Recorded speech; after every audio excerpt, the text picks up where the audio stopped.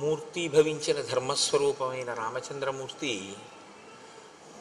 రాజ్యాన్ని పరిపాలన చెయ్యడం కోసమని తిరిగి అయోధ్యా పట్టణానికి 14 సంవత్సరముల అరణ్యవాసం పూర్తయ్యేంత వరకు రాడు అని నిశ్చయించుకున్నటువంటి భరతుడు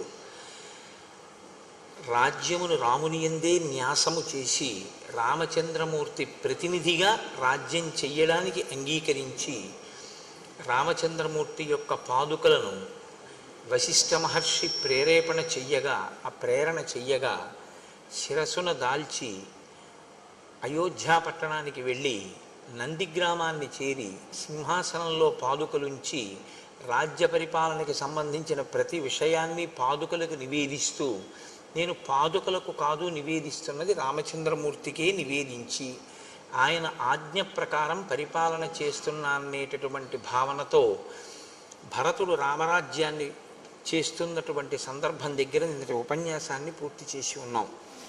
మీరు కొంచెం జాగ్రత్తగా శ్రీరామాయణాన్ని గమనిస్తే రామాయణాన్ని శాసించేటటువంటి వ్యక్తులు వెనక నుంచి శాసించిన వారందరూ కూడా ఋషులే. యథార్థానికి రామచంద్రమూర్తి జననాన్ని శాసనం చేసినటువంటి వారు వశిష్ఠ ఋష్యశృంగాదులు, జన్మించిన తరువాత సీతారాముల యొక్క కళ్యాణాన్ని శాసించిన వారు విశ్వామిత్ర మహర్షి.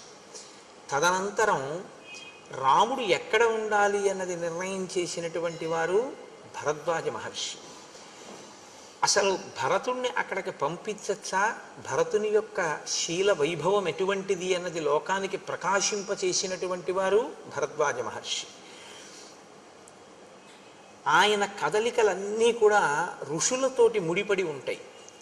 ఎప్పుడూ కూడా జీవితం మహాత్ములతోటి ముడిపడి ఉండడం, వారికి విధేయుడై తాను ప్రవర్తించడం అభ్యున్నతికి హేతువుగా ఉంటుంది. మీరు మిగిలిన వాళ్ళు ఎంతమందితో కలిసి ఉండండి, అది ఒక ఎత్తు. కలిసి ఉండవద్దు అని మీరు సమాజంలో చెప్పలేరు. ఎందుచేతనంటే ఒక మనిషి సమాజంలో ఉన్నాడు అంటే మంచి చెడు రెండిటికి మధ్యన కూడా ఆయన ప్రతిరోజు స్పందించవలసినటువంటి అవసరం ఉంటుంది.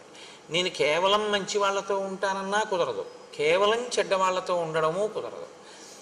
ఎవరితో నువ్వున్నా నీలోని మంచిని నువ్వు నిలబెట్టుకొని నువ్వు లోకానికి ఉపకారం చేసేటటువంటి గుణములతో ప్రకాశించి నీ వలన ఇంకొకరికి ఇబ్బంది రాని పరిస్థితి ఉండాలి అంటే నీ లోపల కొంతమంది ఉండాలి. బయట నువ్వు ఎవరితో తిరిగి ఇబ్బంది లేదు, నీ లోపల మాత్రం ఉండాలి. నీ లోపల ఉండవలసినటువంటి వారు ఋషులు లేదా ఋషితుల్యులు. ఋషితుల్యమైనటువంటి జీవితాన్ని సమాజంలో కొంతమంది పెద్దలు గడుపుతారు. పైకి వారు కూడా మనలా సంసారంలో ఉన్నట్లుగానే ఉంటారు. అగస్త్యుడు సంసారంతో ఉన్నట్టు ఉంటాడు, భరద్వాజుడు సంసారంతో ఉన్నట్టు ఉంటాడు, అత్రి మహర్షి సంసారంతో ఉన్నట్టు ఉంటారు. కానీ వారే ఋషులు, వారే నిర్ణయం చేశారు రాముడి కదలికలు. మీరు కూడా అటువంటి ఋషిని మీ హృదయంలో ఉంచుకోవలసి ఉంటుంది. మీ యొక్క కదలికలు జీవితంలో ప్రస్థానమంతా కూడా ఆయన చేత నిర్ణయింపబడి ఉండాలి. యథార్థానికి గురువుగారి అనుగ్రహం పొందడం అన్న మాటకు అర్థం ఏమిటో తెలుసా అండి? ఇందుకు మీరు సిద్ధపడి ఉన్నారా అని గురువు చూస్తారు. మీరు ఆ స్థితిని పొందారు, గురువుగారి మాటని వేదవాక్కుగా మీరు భావన చేస్తున్నారు అన్ననాడు గురువు మీ జీవిత క్రమాన్ని నిర్ణయం చేస్తాడు. అందుకే మీరు కొంచెం జాగ్రత్తగా గమనించగలిగితే సన్యాసులందరూ గురువులు కారు, గురువులందరూ సన్యాసులు కారు. మీరు కొంచెం జాగ్రత్తగా చూడండి నేను అన్న మాటని. సన్యాసులందరూ గురువులు కావలసిన అవసరం లేదు. ఎందుకో తెలుసా అండి? సన్యాసి గురువైతే తనకి తాను బరువు. నేను ఎందుకు ఈ మాట అంటున్నానంటే సన్యాసి అన్న మాటకు అర్థం ఏమిటంటే సత్తు యందు న్యాసము చేశాడు ఆయన.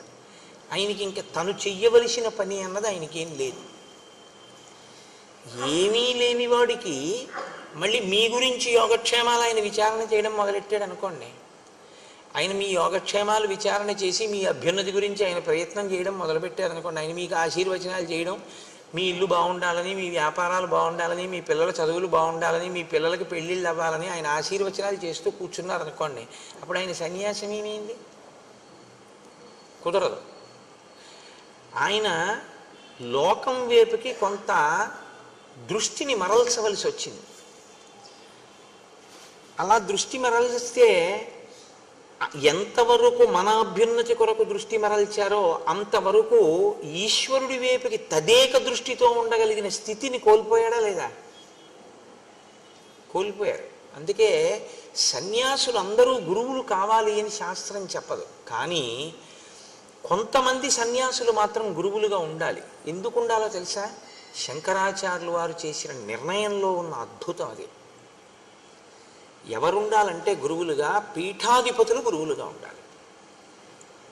శంకర భగవత్పాదులు కొన్ని పీఠాలు పెట్టారు. ఆ పీఠాధిపతులు సన్యసించి గురువుగా ఉంటారు. ఆ గురువుగా ఉన్నవారు ఏం చేస్తారంటే సనాతన ధర్మమును నిలబెట్టడానికి సమాజాన్ని అటువైపుకి తిప్పే ప్రయత్నం చేస్తారు. మీరు గోశాలలు కట్టండి అంటారు, అక్కడ గోశాలకి నువ్వు విరాళం ఇయ్యి అంటారు.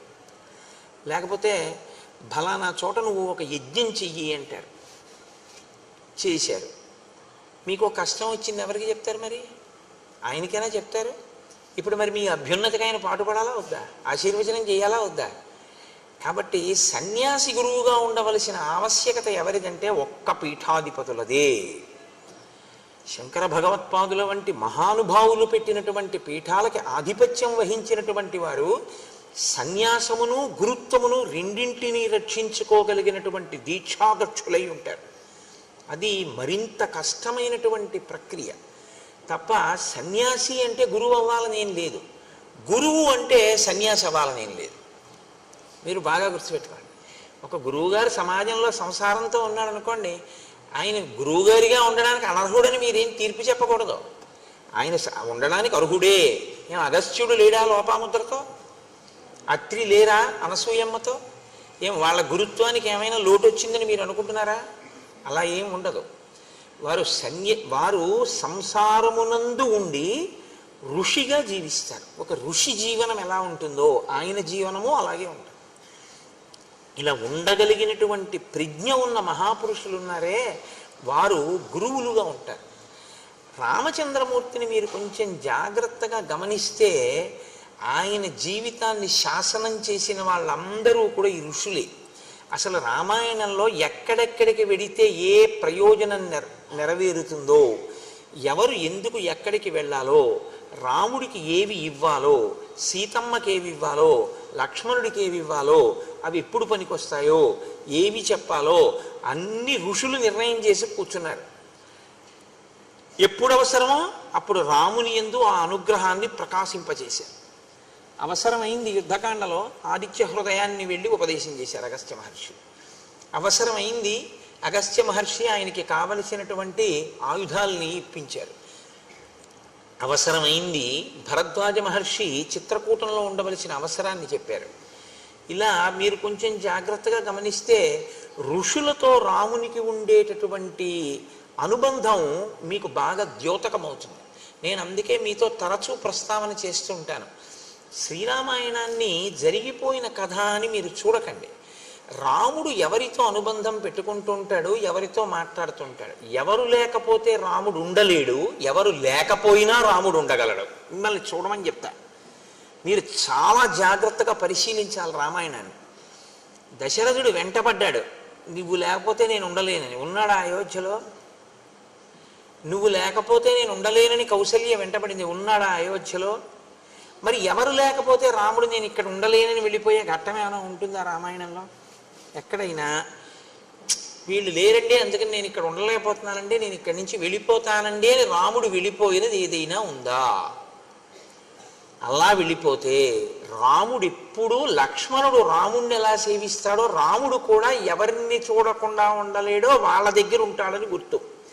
రాముడు ఎవరిని సేవిస్తున్నాడని మీరు రామాయణంలో పట్టుకుంటారో మీరు కూడా మీ జీవితంలో అలా సేవిస్తూ ఉండాలి. సేవించడం అంటే ఒక మాట గుర్తుపెట్టుకోండి, ఎప్పుడూ శారీరకంగా దగ్గర ఉండడం కాదు, గురువుని మీ మనసులో పెట్టుకోవడం, గురువాక్యాన్ని మీ మనసులో పెట్టుకుని ఉండడం. ఎప్పుడు ఏది చేసినా మనం త్రికరణ శుద్ధిగా గురువైభవానికి మనం దోహదం చేస్తున్నామా, ఆయన మాటని అనుష్ఠాన పర్యంతంలోకి తీసుకొస్తున్నామా, ఇది మీకు మీరు పరిశీలన చేసుకోవలసినటువంటి విషయం. దానికి ఎవ్వరూ న్యాయమూర్తులు ఉండరు, ఉండే అవకాశం ఉండదు కూడా. ఒకవేళ అలా పరిశీలించి చూసి పట్టుకున్నా, పట్టుకోవాలనుకుంటే అది పెద్ద విశేషం ఏం కాదు, పట్టుకుంటారు పెద్దలు. పట్టుకున్నా వారు దాని మీద తీర్పు కూర్చోరు. ఎందుకు కూర్చోరో తెలుసా అండి? వాళ్ళ పుణ్యం పోతుంది. ఆయనకి ఎందుకు? నువ్వు అలా ఉన్నావా లేదా నీ వంతు. ఆయన బాధ్యత ఏమిటి? ఒక మాట చెప్పాడు వినలేదు, రెండో మాట చెప్తాడు. రెండో మాట చెప్పాడు వినలేదు, మూడో మాట చెప్తాడు. మూడో మాట చెప్పాడు వినలేదు, నాలుగో మాట చెప్తాడు. నాలుగో మాట చెప్పాడు వినలేదు, ఐదో మాట చెప్తాడు. ఇన్ని మాటలు చెప్తున్నాడని ఆయన దూరంగా పోయాడు అనుకోండి, ఆయన కర్మ. మీరు ఇది బాగా పట్టుకోవాలండి జీవితంలో. రామాయణ కథ 5 నిమిషాల్లో చెప్పేస్తాను, అది పెద్ద విశేషం కాదు.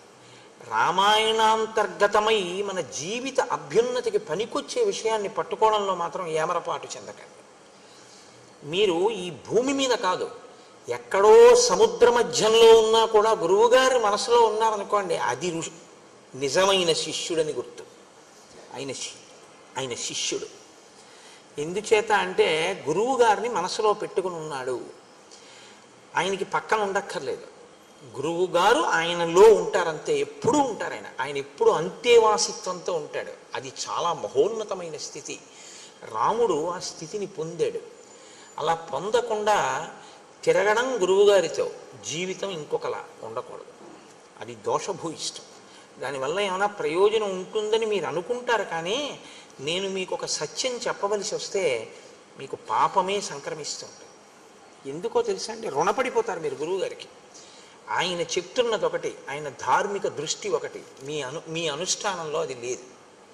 అప్పుడు ఏమవుతుందంటే గురువాక్య ధిక్కార దోషం మీకు పడుతుంటుంది. మీరు జాగ్రత్తగా ఆలోచించండి, అవునా కాదా? కాబట్టి గురుభక్తి అన్న మాటకు అర్థం ఏంటంటే గురువు గారు మీకేం చెప్పారో దాన్ని మీరు అనుష్ఠిస్తున్నారా లేదా, దీనికి మీకు మీరు సాక్షిగా కూర్చోవలసి ఉంటుంది.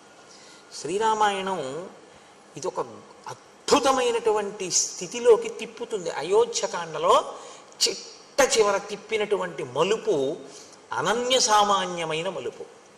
ఇప్పటి వరకు తపోనిష్టాగరిష్ఠులైనటువంటి ఋషులను దర్శింపచేస్తారు మహర్షి. ఇవాళ శ్రీరామాయణ కావ్యంలోనే ఒక పెద్ద మెరుపు, అంత పెద్ద ఆకాశంలో ఒక తటిల్లత, అంటే ఒక మెరుపు మెరిస్తే ఆ మెరుపుతో కూడినటువంటి నల్లమబ్బు ఎంత అందంగా ఉంటుందో. నల్లమబ్బు అందంగా ఉంటుందా అని మీరు నన్ను అడిగారు అనుకోండి, నల్లమబ్బు అందంగా ఉంటుంది. దేనివల్ల అందంగా ఉంటుందో తెలుసా అండి? గుణము చేత అందంగా ఉంటుంది. నల్లమబ్బు నల్లమబ్బుగా అందం కాదు. నల్లమబ్బు యొక్క అందం ఏమిటంటే దాని చల్లతనం నీరు పట్టుకొచ్చి మీ మీద వర్షించేటటువంటి దాని లక్షణం, అది దాని అందం. ఇది ఆంతరమైన అందం మబ్బుది. ఆంతరమైన అందమున్న మబ్బు బాహ్యమునందు కూడా శోభిల్లుతుంది. ఎప్పుడు? ఒక సౌదామిని అంటే ఒక మెరుపు తీగ నల్లమబ్బులో ఇలా ఏర్పడింది అనుకోండి, తళుక్కున ఒక్కసారి కనపడింది అనుకోండి, ఇప్పుడు నల్లమబ్బు అందంగా ఉంటుంది. నల్లమబ్బులో ఈ కంటికి కనపడని అందాన్ని అందంగా కనపడేటట్టు చేసింది ఎవరో తెలుసా అండి? మెరుపు తీగ. అందుకే మంత్రపుష్పం చెప్తే ఓ మాట చెప్తారు చివర, నీలతోయద మధ్యస్థ విద్యుల్లేకే భువాస్వర. అదే కారణం. ఆ నల్ల మబ్బు మీద మెరిసినటువంటి మెరుపు తీగతో కూడిన మబ్బు ఎలా ఉంటుందో, భగవంతుని యొక్క గుణములను అనుభవించి అమ్మవారి అనుగ్రహంతో దాని యొక్క వైభవాన్ని నువ్వు గుర్తు పెట్టుకొని లోపల సాకారముగా నిలబెట్టుకోగలిగినటువంటి స్థితిని పొందకపోతే నీవు తరించడానికి మార్గం ఏమైనా ఉందని అనుకుంటున్నావా? నువ్వు ఇప్పటిదాకా వేసిన పూలు, నువ్వు ఇప్పటిదాకా చేసిన పూజ ఇవి కాదు నిజానికి నువ్వు తరించడానికి మార్గం. నాణ్యపంధాయనాయ విద్యతే. తెలుసుకో బాగా, నాణ్యపంధ, ఇంకొక మార్గం లేదు, ఇదొక్కటే మార్గం. ఏదొక్కటే మార్గం? ఇక్కడే ఈశ్వరుడు ఉన్నాడు అని నువ్వు తెలుసుకోవడం ఒక్కటే నీకు మార్గం. ఇక్కడ ఉన్న ఈశ్వరుడి వైపుకి అడుగులు వెయ్యాలి అంటే బయటి అడుగులు ఆగిపోవాలి, లోపలికి అడుగులు ప్రారంభం కావాలి. బయట అడుగులు ఆపి అడుగులు లోపలికి వెళ్ళేటట్టు చేయగలిగిన ప్రజ్ఞ లోకంలో ఉన్నవాడు ఒక్కడే గురువు. అందుకే లలితా సహస్రంలో ఒక నామం ఉంది, అంతర్ముఖ సమారాధ్య బహిర్ముఖ సుదుర్లభ. బయట తిరిగితే దొరుకుతుందా? దొరకదు. అంతర్ముఖం అయితే దొరుకుతుంది. బహిర్ముఖం నీ అంత నువ్వు అయిపోగలవు, దానికి ప్రజ్ఞే ఉండదు. ఎవడైనా అయిపోతాడు బహిర్ముఖుడు, అది దానికి పెద్ద విశేషం ఏముందండి. అంతర్ముఖుడివికా ఇంద్రియాలు పనిచేస్తున్న చెయ్యని స్థితిలోకి తీసుకెళ్ళి చూస్తాను. నువ్వు ఇలా కళ్ళు మూసు కూర్చుంటే కాలింగ్ బెల్ కొడితే నీకు వినపడకూడదు, ఉండగలవా? అప్పుడు నీ చెవిలోని వినికిడి శక్తి ఏమవ్వాలి? నిద్రలో ఎలా వెళ్ళిపోతుందో అలా వెళ్ళిపోవాలి. ఎక్కడికి వెళ్ళిపోవాలి? మనసు తీసేసుకోవాలి. అప్పుడు తీసుకున్న మనసు ఏం చేయాలి? ఈశ్వర పాదముల దగ్గరికి వెళ్ళిపోవాలి. వెళ్ళిపోతే చూడగలిగిన శక్తిని వెనక్కి తీసుకున్న మనసు దేన్ని చూడాలి? ఈ శక్తితో ఇంకోటి చూడాలి. ఏది చూడాలి? నీలతో యద మధ్యస్థ విద్యుల్లేకే భువాస్వర. మెరుపు తీకతో కూడిన నల్లమబ్బు తలుక్కునొక్కసారి మెరుస్తుంది. చాలాసేపు చూడాలని ఉంటుంది, కానీ మీకు చూడడం కుదరదు. అలా మెరుపు తీగ గంట సేపు ఏమి ఉండదు, ఒక్కసారి మెరుస్తుంది. గురువాక్య శ్రవణము చేత మీ యందు కలిగినటువంటి నిరతిశయమైన భక్తి చేత మీ లోపల మెరిసినటువంటి ఈశ్వర స్వరూపాన్ని ధ్యానమునందు తదేకంగా పట్టుకోవడానికి మీకు గురువాక్యం ఉపకరిస్తుంది, అంతర్ముఖం అవడానికి పనికొస్తుంది. యథార్థానికి ఈ వెనక్కి అడుగులు ఎవరు వేశాడో వాడే తరిస్తున్నాడు. ముందుకి అడుగులు ఎవరు వేస్తున్నాడో అంటే బాహ్యంలో ఎంత పెరుగుతున్నా అది పెరుగుదల కాదు. మీరు జ్ఞాపకం పెట్టుకోండి. అది ఏమిటో తెలుసా అండి? యథార్థంగా చెప్పాలంటే, నేను పరమ సత్యాన్ని మాట్లాడాలి అంటే, మీ పుణ్యక్షయము దాని పేరు. మీ పుణ్యము క్షయమైపోతోందని గుర్తు. పుణ్యం చేస్తున్నారు, క్షయం అయిపోతుంది. బాహ్యంలో పెరుగుదల కనపడుతూ ఉంటుంది.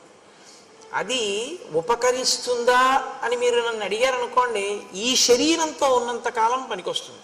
వచ్చే జన్మలో కూడా ఓ శరీరం పుచ్చుకుంటే సుఖాన్ని ఇస్తుంది. కానీ అసలు ఈ సుఖము దుఃఖము కాదు, నేను ఈశ్వరుణ్ణే చేరాలన్నారనుకోండి, ఈ బయట అడుగులు కాదు, లోపలికి అడుగులు కావాలి. లోపలికి అడుగులు కావాలి అంటే ప్రయత్నపూర్వకంగా మీరు బయటి అడుగులు ఆపేయవలసి ఉంటుంది. అనవసరంగా ఎవ్వరితోటి సంఘాన్ని ఆప్ చేయాలి. ఆప్ చేసి అంతర్ముఖత్వాన్ని నేర్చుకోవాలి. బాగా ధ్యానం చేసి లోపలికి వెళ్ళి పట్టుకోవాలి. రామచంద్రమూర్తి యొక్క అనుగ్రహం అంతా అంతే. అది రామాయణ కాలంలో బాగా ప్రకాశిస్తుంది. శ్రీరామాయణ శ్రవణం చేసేటప్పుడు, శ్రీరామాయణ పఠనం చేసేటప్పుడు రామానుగ్రహంతో మీకు ఆ శక్తి పరిఢవిల్లుతుంది, తొందరగా ధ్యాననిష్ట కుదురుతుంది. అందుకని మీరు ఆ కోణంలో రామాయణాన్ని పరిశీలనం చెయ్యండి. ఆ మెరుపు తీగ ఎలా ఉంటుందో ఇవాళ శ్రీరామాయణంలో అటువంటి మెరుపు తీగ ఒకరు వస్తారు. ఆ మెరుపు తీగ ఎవరో? పురుషులు తపస్సు చేయడం, ఋషులు కావడం, భరద్వాజుని వంటి వారు దేవతల్ని కూడా పిలిచి పని చేయించుకోవడం మనం చూసాం. ఒక స్త్రీ ఎంత స్థితికి ఎదిగిందో, త్రిమూర్తుల్ని తన బిడ్డలుగా ఎలా చేయగలిగిందో ఇవాళ మీరు చూస్తారు. అటువంటి మహోత్కృష్టమైనటువంటి ఘట్టాన్ని అయోధ్యకాండ చివరికి తీసుకొచ్చి అక్కడ చెప్పని రహస్యంతో ఇక్కడ సీతారామ కళ్యాణాన్ని సీతమ్మ నోటితో చేయించి పూర్తి చేస్తారు మహర్షి ఇవాళ. అంటే నేను ఇవాళ ఎందుకు చెప్తున్నానంటే, మీరు కథనంతటినీ ఈ కోణంలో వినవలసి ఉంటుంది తప్పించి కేవలం జరిగిపోయిన కథ అని వినవద్దు. ఇప్పుడు భరతుడు వెళ్ళిపోయాడు, శత్రుఘ్నుడు వెళ్ళిపోయాడు, సైన్యం అంతా వెళ్ళిపోయింది, ఋషులు ఆ వచ్చిన వశిష్ఠాది ఋషులు వెళ్ళిపోయారు, తల్లులు వెళ్ళిపోయారు. రాముడు సీతాలక్ష్మణ సహితుడై ఉండిపోయాడు. పూర్వం ఎలా ఉన్నాడో ఇప్పుడు అలాగే ఉన్నాడు. అంటే అంతకు ముందు సీతారామ లక్ష్మణులు ఉన్నారు, ఇప్పుడు సీతారామ లక్ష్మణులు ఉన్నారు. సీతారామ లక్ష్మణులు చిత్రకూటానికి వచ్చినప్పుడు సంతోషంగా ఉన్నారు, రాజ్యం పోయిందని బాధ లేదు. మధ్యలో వీళ్ళందరూ వచ్చి కనపడ్డారు, వెళ్ళిపోయారు, రాముడు సంతోషంగానే ఉన్నాడు. వాళ్ళు వచ్చి వెళ్ళారని రాముడికి ఏం బాధ లేదు, రాజ్యమే వద్దన్నాడు. ఆ బాధ ఉంటే ఎప్పుడో వెళ్ళిపోయి ఉండేవాడు. కానీ ఒక గమ్మత్తు జరిగింది అన్నారు మహర్షి. ఏం జరిగింది అంటే, ఆ చిత్రకూట పర్వతం మీద ఉండేటటువంటి ఋషులు రాముణ్ణి చూసినప్పుడల్లా నోటితో మాట్లాడుకోవడం మానేసి 15 మంది 20 మంది అలా గుంపులు గుంపుల కింద చేరి ఇలా కళ్ళతోటే చూపించేవారట. ఇలా చూపించి అని ఏదో మాట్లాడుకునేవారు. ఎంత గమ్మత్తుగా మాట్లాడతారంటే మహర్షి, వాళ్ళు నోటితో మాట్లాడుకోలేదు, కనుసైగలే చేశారు. మాట మాట్లాడితే ఒక సావకాశం ఉంటుందండి. ఏమిటవుతుందంటే, మీరు అసలు ఏమనుకుంటున్నారో నాకు అర్థమైపోతుంది.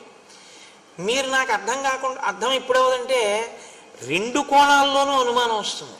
ఎప్పుడు నేను ఇలా వచ్చి ఇక్కడ నించున్నాను అనుకోండి గురు ప్రార్థనకి, మీ అందరూ అన్నారనుకోండి, అదేంటి అందరూ అలా అంటున్నారేంటి, ఏమైంది, ఎందుకు అలా నన్ను చూపించి అలా భృకుటి ముడేస్తున్నారు అందరూ, నేనేమైనా దోషం చేశానా, లేకపోతే ఎవరికన్నా ఈయనే కోటేశ్వరరావు గారు అని ఏమైనా చెప్తున్నారా, అనుమానం వస్తుందా రాదా? అనుమానం వచ్చినప్పుడు మీరు ఒకటి గుర్తుపెట్టుకోండి, నా అంత నేను నిర్ణయం తీసుకోవడం ఒక లక్షణం, నేను అడగడం ఒక లక్షణం. నేను 2-3 పర్యాయాలు చూసి వీళ్ళు నన్ను ఏదో వెటకారం ఆడుతున్నారు, నన్ను చిన్నతనం చేసి వీడే తగుదనమ్మా అని వచ్చి ఇక్కడ రామాయణం చెప్తున్నాడు, ఏదో పెద్ద తెలుసుని అనుకుంటున్నాడు అని నా వంకి ఇలా చూపిస్తున్నారు అని నేను అనుకున్నాను అనుకోండి, నాకు మీ పట్ల భిన్నాభిప్రాయం ఏర్పడుతుంది. దానికి వ్యతిరేకంగా ఈయనే రామాయణం చెప్తున్నాడు, ఎంత బాగా చెప్తున్నాడు అనుకుంటున్నారు వాళ్ళు అని నేను అనుకున్నాను అనుకోండి, అహంకారం వస్తుంది కదా. రెండూ ప్రమాదమే. ఇప్పుడు నేను ఏ ఇబ్బంది లేకుండా మిమ్మల్ని అడిగాను అనుకోండి, ఏమమ్మా ఎందుకు ఇలా అంటున్నారు, ఏమైనా ఇబ్బంది కలిగిందా తల్లి నా వల్ల అని అడిగాను అనుకోండి, అప్పుడు మీరు ఏదో ఒక విషయాన్ని నాకు చెప్పారనుకోండి, మన మధ్య అవగాహన కుదురుతుంది. అంటే విషయాన్ని తెలుసుకోకుండా నిర్ణయానికి వద్దామనుకుంటే అడగక్కర్లేదు, వాళ్ళని నేను అడగడం ఏమిటనుకోవాలి. అలా కాదు, వాళ్ళకి తెలియకపోవచ్చు, మనం కనుక్కుందాం అన్న ఔదార్యం ఉంటే కనుక్కోవాలి. ఇప్పుడు ఇందులో నేను అందుకే మీతో మనవి చేసేది, రామాయణం పైకి కనపడినట్టు ఉండదు, రాముని యొక్క శీలాన్ని చూపిస్తూ ఉంటుంది. నువ్వు కూడా ఇలా ఉండాలి జీవితంలో, ఎందుకంటే ఏదో ఒకనాడు మిమ్మల్ని చూపించి అనేది కనపడుతుంది, మీరు కంగారు పడిపోకూడదు, మీకు అయోధ్యకాండ జ్ఞాపకానికి రావాలి. కాబట్టి చూడండి, నైనైర్భృకుటీభిశ్చ రామం నిర్దిశ్య శంకితాః అన్యోన్యముపజల్పంతః శనీశ్చక్రు మిథ కథాః. అక్కడ ఉన్న మునులందరూ రాముణ్ణి కన్నులతోటి, భృకుటీభిశ్చ కనుబొమలతోటి, అంటే అని కనుబొమలు ఎత్తి చూపిస్తున్నారు అని కళ్ళతో చూపిస్తున్నారు. రాముడు చూశాడు, ఒకసారి కాదు 2 సార్లు కాదు, తను వెడుతున్నప్పుడు తను వస్తున్నప్పుడు గుంపులు గుంపులుగా ఇలాగే మాట్లాడుకుంటున్నారు, నోటితో కాదు కనుసైగలతో. వీళ్ళని ఒక్కొక్కళ్ళని అడగడం కన్నా వీళ్ళందరికీ కులపతి ఒకరు ఉంటారు. కులపతి అన్నమాట రామాయణంలోదే. కులపతి అంటే 1000 మంది శిష్యులు ఉన్నవాడు, 100 శిష్యులు ఉన్నవాడు ఎక్కడికైనా వచ్చాడు అంటే చాలా గొప్ప విషయం అది. అటువంటి ఆయన్ని చాలా బహుధా జాగ్రత్తగా చూడాలి. అంటే జీవితంలో 100 మంది తనని అనువర్తించేట్టుగా, వాళ్ళ మనసు మారేటట్టుగా మాట్లాడగలిగినటువంటి వాగ్వైభవము తపస్సు చేత సాధించుకున్నవాడు. వాక్కుకి శక్తి మామూలుగా వస్తుందని మీరు అనుకోకండి, కేవల తపస్సు చేతనే వాక్కు అగ్నిహోత్రం అవుతుంది.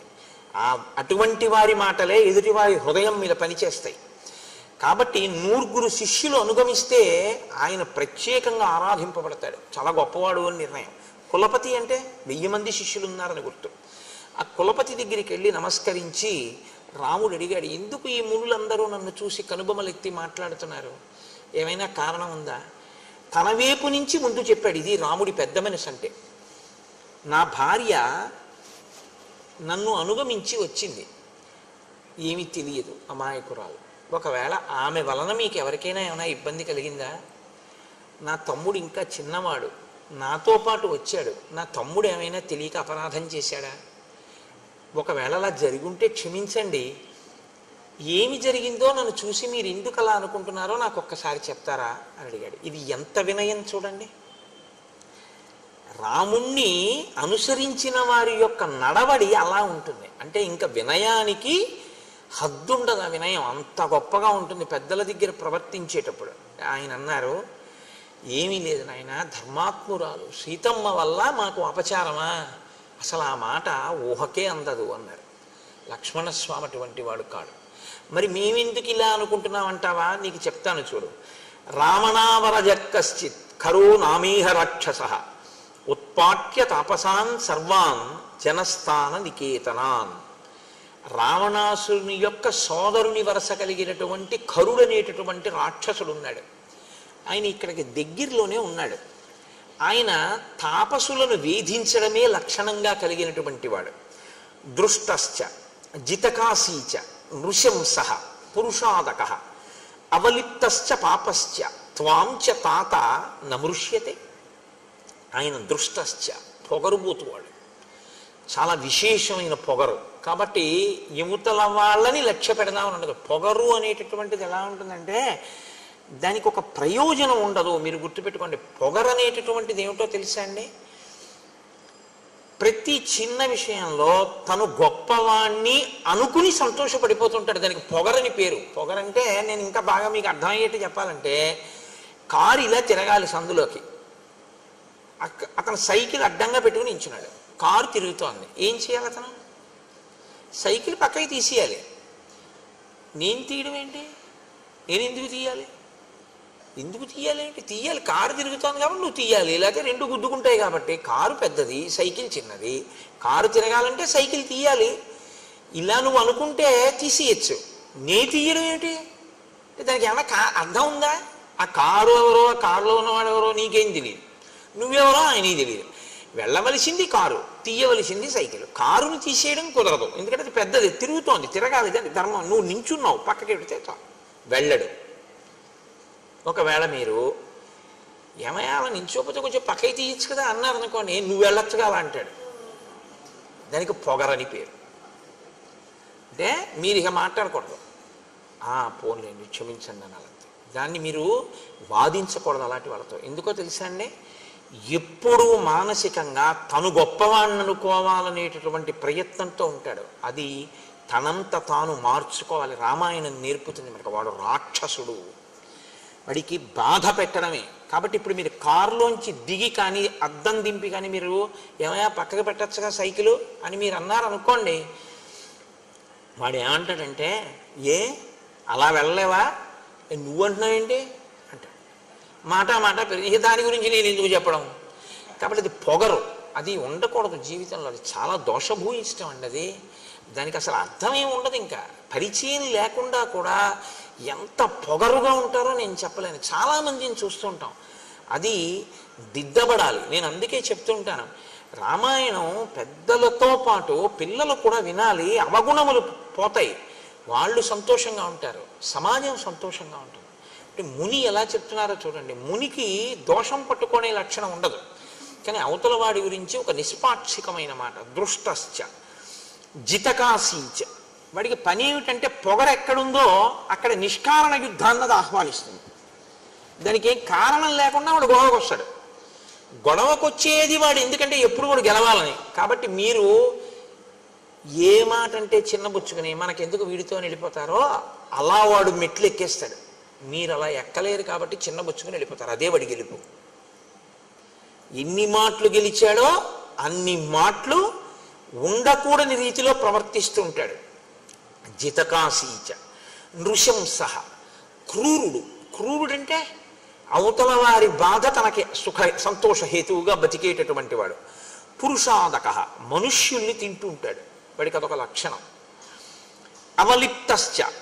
విపరీతమైనటువంటి గర్వం. ఇవన్నీ మనసులో పెట్టుకుని నా అంతవాణ్ణి నేను అనుకుంటూ ఉంటాడు ఎప్పుడు. పాపశ్చ.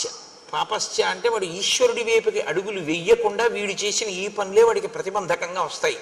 ఇది ఎక్కువైతే ఏమవుతుందో తెలుసా అండి, రామాయణంలో మీరు అది పట్టుకోవాలి. పాపం పెరుగుతూ ఉంటే మీరు భగవంతుడి వైపుకి వెళ్ళి మనసు మార్చుకున్నారా, పాపం తరిగి ఈశ్వరుడి వైపుకి ఎడతారు. మీరు ఈశ్వరుడి వైపు అడుగులు వేయకుండా పాపాన్ని పెంచుకున్నారా, ఈశ్వరుడి చేతిలో నిహతులవుతారు.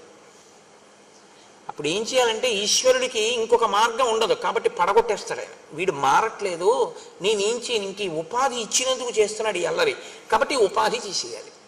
ఇప్పుడు మీరు పిల్లాడిని ఆడుకోరా అని చెప్పి ఏదో చిన్న ధనస్సు, ప్లాస్టిక్ ధనస్సు ఇచ్చారండి, వాడు అది పెట్టి అందరినీ కొడుతున్నాడు. ఇంటికి ఎవరో పెద్ద మనుషులు వచ్చారు, మీరు సంతోషంగా అయ్యా మంచినీళ్ళు తాగుతారా అని లోపలికి వెళ్ళారు. వచ్చిన ఆయన వేదం చదువుకున్న ఘనాపాఠి. ఇంటికి వచ్చారు, మీరు లోపలికి వెళ్ళారు, ఆయన ఏదో కళ్ళు మూసుకుని మంత్రం చేసుకుంటున్నారు. వీడు వచ్చి ఆ ధనస్సు తిరగేసి ఆ ప్లాస్టిక్ ధనస్సు పెట్టి ఆయన కొట్టాడు తొడ మీద. ఆయన ఘనాపాఠి, ఆయన వేదం చదువుకున్నవాడు, ఆయనకి తెలుసు. ఆయన నవ్వేసి తప్పు నాన్న అలా కొట్టకూడదు అన్నాడు. మీరు చూసారు, ఏం చేస్తారు ఇప్పుడు? కొట్టకని బోధ చేస్తారా, ముందు ఆ ధనస్సు లాగేస్తారా? చెప్పండి నాకు. తీసేస్తారు ముందు పిల్లాడి చేతిలో నుంచి. ఈశ్వరుడు కూడా అంతే. ఇది వీడికి ఇచ్చాను కాబట్టి వీడి ఇలా బాధ పెట్టేస్తున్నాడు, కాబట్టి తీసేస్తాను, ఇంకా తప్పదని తీసేస్తాడు. అదే పాపమును తీయడానికి ఈశ్వరుడు రావడం అన్న మాటకు అర్థం అది. నువ్వు పెంచుకుంటూ పోతే నిన్ను తీసేయడం వినా మార్గం లేని స్థితి వస్తుంది. నువ్వు ఏదైనా అడ్డు పెట్టుకుని విపరీతంగా అహంకరిస్తే దాన్ని తీసేయడం వినా ఈశ్వరుడికి ఇంకో మార్గం లేకుండా పోతుంది. ఇది ఎప్పుడూ చాలా జాగ్రత్తగా జ్ఞాపకం పెట్టుకోవాలి. ఇంకో పెద్ద ధనస్సు, ఇంకో 4 బాణాలు కూడా ఎప్పుడు ఇస్తాడు తండ్రి గారు?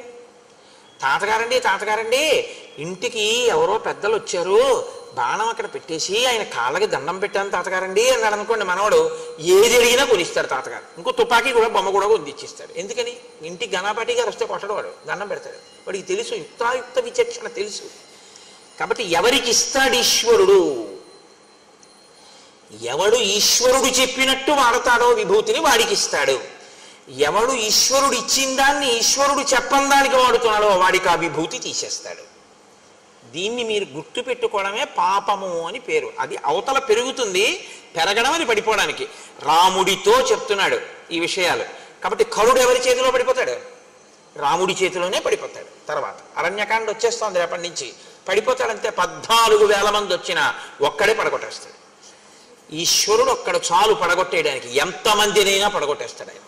ఎందుకంటే ఆయన అఖిలాండ కోటి బ్రహ్మాండ నాయకుడు. ఆయనది చెయ్యగలడన్న భయంతో నువ్వు బతకడం భక్తి అని పేరు. అది లేని విచ్చలవిడితనం ప్రమాదమునకు హేతువై ఉంటుంది. కాబట్టి అవలిప్తశ్చ పాపశ్చ త్వాంచ తాత నమృష్యతే. నాయన, ఈ కారణం చేత మేము ఇక్కడ ఉండకుండా బయలుదేరాలి అనుకుంటున్నాం. తర్వాత అతను నీ ఉనికిని సహించలేకపోతున్నాడు. ఎందుకో తెలుసా? నీవు క్షత్రియుడవు, నువ్వు కావాలి అని ఇంతమంది వచ్చి రాజ్యపాలన చేయమని అడుగుతున్నారు. నీకు శస్త్రాస్త్రములు తెలుసు, నువ్వు చేతిలో ఒక గొప్ప కోదండాన్ని, అక్షయబాణ తూణీరాల్ని, కవచాన్ని కట్టుకు తిరుగుతున్నావు. నీవు అతనితో యుద్ధం చేస్తావేమో, మాతో కలిసి ఉంటున్నావు కాబట్టి మమ్మల్ని రక్షించి అతన్ని పడగొడతావేమో అని వాడు భయపడుతున్నాడు. ఆ భయపడడం వల్ల ఏం చేస్తున్నాడో తెలుసా? తం యదా ప్రభృతి హ్యస్మిన్ ఆశ్రమే తాతవర్తసే తదా ప్రభృతి రక్షాంసి విప్ర కుర్వంతి తాపసాన్. నీవు ఇక్కడికొచ్చి మేము నీతో అన్యోన్యంగా ఉండి నువ్వు మాతో అన్యోన్యంగా ఉంటే రేపు మనిద్దరికీ శత్రువు అతను కాబట్టి మమ్మల్ని రక్షించడానికి నువ్వు తనని వేధిస్తావని అనవసరంగా మమ్మల్ని ఎక్కువగా వేధిస్తున్నాడు. ఇప్పుడు విచిత్రమైనటువంటి వికృతమైన రూపాలు చూపిస్తున్నాడు. మేము భయపడిపోతున్నాం. హోమం చేసుకుందాం అక్కడ సృక్కులు స్రవాలు పెట్టుకుంటే విసిరేస్తున్నాడు, నెయ్యి పెట్టుకుంటే వంపేస్తున్నాడు, అగ్నిహోత్రాన్ని వేలిస్తే ఆర్పేస్తున్నాడు, తాపసులు అలా వెళ్ళిపోతుంటే పట్టి చంపేసి తినేస్తున్నాడు. పూర్వం వీళ్ళు మన్నేం చేస్తారని ఊరుకునేవాడు. ఇప్పుడు మా యందు క్రోధం అతిశయించింది. దీనికి కారణం నువ్వు ఇక్కడికి రావడమే. అందున ఇప్పుడు నీ వాళ్ళందరూ వచ్చారు కాబట్టి ఇప్పుడు ఉంటాడా? అసలు ఊరుకోడు. మమ్మల్ని అందరినీ ఇలా వరుసగా చంపేస్తున్నాడు. అందుకే నువ్వు ఇక్కడుండు, మేము ఇంకో చోటుకి వెళ్ళిపోతాం. నువ్వు వెళ్ళు, నువ్వు వచ్చాక మాకు ఇబ్బందులు వస్తున్నాయని మేము అనం. ఎందుకో తెలుసా? ఇది మర్యాద అన్నమాట. మనమైతే కోర్టులో కేసులన్నీ ఏమిటంటే ఇది నాది, ముందు నేను వచ్చాననే గొడవలు. మునుల గొప్పతనం ఏంటంటే నువ్వు వచ్చావు ఉండు, మేము వెళ్ళిపోతాం ఇక్కడి నుంచి. ఇతరుల ప్రశాంతత కోరుకుంటారు తప్ప తమ అధికారాన్ని వాళ్ళు కోరుకోరు. వాళ్ళని మునులు అంటారు. మౌనంగా ఉండి ఎప్పుడూ ఈశ్వర విషయాన్ని మననం చేస్తారు కాబట్టి వాళ్ళకి ముని అని పేరు. కాబట్టి మేము వెళ్ళిపోతాం నాయన ఇక్కడి నుంచి అని అన్నారు. ఆయన ఇంటికి వాళ్ళందరూ వేరే చోట కందమూలాలు దొరుకుతాయి అక్కడికి మేము వెళ్ళిపోతాము అని చెప్పి వెళ్ళిపోయారు. కానీ రాముడుట వాళ్ళు వెళ్ళిపోతే ఉండలేకపోయాట. ఇది మీరు పట్టుకోవాలి. మిగిలినవి ఏవి పోయినా ఉంటాడు, ఋషులు లేకపోతే ఉండలేకపోయాట. ఎందుకు అంటేట తనన్నా వాళ్ళ ఆశ్రమానికి వెళ్ళి కూర్చునేవాట, వాళ్ళన్నా రాముడి దగ్గరికి వచ్చేవాట. ఎందుకండి? ఏముంటుంది వాళ్ళకి? వాళ్ళ దగ్గరికి వెళ్ళి మంచి విషయాలు అడిగి తెలుసుకునేవాడు. లేదా వాళ్ళందరినీ పిలిచి కూర్చోపెట్టి కందమూలాలు పెట్టి వాళ్ళందరినీ 4 మంత్రాలు చదవమని 4 మంచి మాటలు వాళ్ళ దగ్గర వినేవాడు. అటువంటి వాళ్ళు దగ్గరుండి వాళ్ళ మంచి మాటలు వినకపోతే నేను ఒక్కడినే ఏదో 14 ఏళ్ళు పూర్తి చేసేయడానికి అడవిలో ఉన్నానంటే అడవిలో ఉన్నానడానికే. అటువంటి మహాత్ముల సంగము చేత నా బుద్ధిని నేను బాగా పదును పెట్టుకోవాలి. అందుకని వాళ్ళు లేకుండా నేనుంటే ప్రయోజనమే ఉంటుంది. ఎవరుండకూడదో వాడు ఉన్నాడు, వాడికి నాకు యుద్ధం తప్ప ఇక్కడ ఉండడం వల్ల ప్రయోజనం ఏమిటి? కాబట్టి నేను కూడా వేరొక చోటుకి వెళ్ళిపోతాను. ఈ నిర్ణయం తీసుకున్నట్ట. కాబట్టి బాగా జ్ఞాపకం పెట్టుకోండి, జీవితంలో మీకు అనుబంధం అన్నది ఎప్పుడూ ఎవరితో ఉండాలి? మానసికంగా ఇలా సిద్ధపడి ఉండాలి. ఎప్పుడు ఋషులతోడి సంగముతో ఉండాలి మనిషి. ఋషులతోటి సంగం అంటే ఎవడు వేదాన్ని నమ్మాడో, శాస్త్రాన్ని నమ్మాడో, ఎవడు నిజంగా ఈశ్వరుణ్ణి చేరుకునేటటువంటి ప్రయత్నంలో జీవనాన్ని చేస్తున్నాడో అటువంటి వాడితోటి సంగము నీ జీవితాన్ని కూడా ఉద్ధరిస్తుంది తప్ప ఆయన్ని వదిలేసి మిగిలినవన్నీ మీరు పక్కనెట్టుకున్నా ఉపయోగం ఉండదు. మిగిలినవన్నీ వదిలేసి ఆయన్ని పట్టుకుంటే మీరు వద్దన్నా కూడా మీకు మళ్ళీ వచ్చేస్తాయి. ఎందుకంటే మార్గం అది గొప్పది కాబట్టి అది తీసుకొస్తుంది. ఇవన్నీ పట్టుకుంటే అది దూరం చేసుకుంటే ఉంటాయని నమ్మకం ఏం లేదు. నువ్వు పట్టుకున్నా ఉంటాయని నమ్మకం లేదు. దశరథుడు పట్టాభిషేకం చేస్తానంటే అయింది అంటే అవదు. కాబట్టి రామాయణం చిట్ట చివరిలో తీర్పు చెప్తోంది రాముడి కదలికలో. మీతో అన్నాను కదా, ఆయనం అంటే కదలిక, రామాయణం అంటే రాముడి కదలిక. రాముడి కదలికలు ఎలా ఉంటాయో మీరు పరిశీలనం చేయడం రామాయణం చదువుకోవడం తప్ప. రామాయణం చదువుకోవడం అంటే ఇటుపక్క శ్లోకాలు ఇటుపక్క తాత్పర్యాలు చదివేసుకోవడం కాదు. ధ్యాననిష్టతో రామాయణాన్ని పరిశీలనం చేయడం, బాగా గమనించడం, ఏ శ్లోకంలో ఏ మాట ఎలా ఉంది, ఆ మాట మన జీవితంలో మనం ఎలా అన్వయం చేసుకుని దిద్దుకోవలసి ఉంటుంది అన్నది మీరు పట్టుకుంటే రామాయణం మిమ్మల్ని చెక్కుతుంది. పట్టుకోకుండా రామాయణాన్ని రామాయణంగా ఓసారి ఇటు శ్లోకాలు ఇటు ఇది చదవడం అనేటటువంటిది ఎలా ఉంటుందో తెలుసా అండి? ఏదో నోటికి అలవాటు పడిపోయి ఏదో తిప్పేస్తుంటే ఎలా ఉంటుందో అలా ఉంటుంది. దానికి ఏమీ అర్థం ఏమి ఉండదు, ప్రయోజనం ఉండదా అంటే ఉంటుంది, కానీ నీ మనస్సు మీద ప్రభావం చూపిస్తుందా అంటే నేను ఆ హామీ ఇవ్వడం చాలా కష్టం, అలా చెప్పడం కుదరదు. అలా చదవగా ఏమైనా మరి అలా చూసే అదృష్టం ఏమైనా రామచంద్రమూర్తి కల్పిస్తారేమో అని నేను అనవలసి ఉంటుంది అంతే. కాబట్టి ఇప్పుడు రాముడు సీతాలక్ష్మణ సహితుడై, ఇక్కడ ఋషులు లేరు కాబట్టి ఇక్కడ మనం ఎందుకు అనవసరం ఉండడం, కాబట్టి మనం వేరొక చోటుకి వెళ్ళిపోతాం. ఆ ఋషులు అన్నారు నువ్వు కూడా మాతో వస్తే వచ్చేసే అన్నారు. కానీ ఇప్పుడు ఆ ఋషులతో రాముడు ఇడితే అదే ఇబ్బంది వస్తుంది మళ్ళీ. రాముడు అన్నాడు మీకు ఎందుకు, నేను మిమ్మల్ని రక్షిస్తానన్నాడు. వాళ్ళు అన్నారు ఎందుకులే ఇబ్బంది అన్నాడు. రక్షించడం అంటే ఏమిటండి? వాళ్ళతో యుద్ధం. వాళ్ళతో యుద్ధం చేసిన తరువాత జయాపజయములు విధి నిర్ణీతములు. అంత గొప్ప రామరాయలు తుంగభద్రా నదీ తీరంలో వెళ్ళినటువంటి ఎడ్ల బళ్ళగా ఓడిపోయాడు. ఏం చెప్తాం? ఎంత సైన్యం రామరాయల వారిది విజయనగరంలో. అంత సైన్యం ఉన్న రామరాయలు ఇటు పక్కనుంటే నదికి, రాత్రికి రాత్రి అటు పక్క చాలా తక్కువ సైన్యం ఉన్నటువంటి సుల్తాన్లు,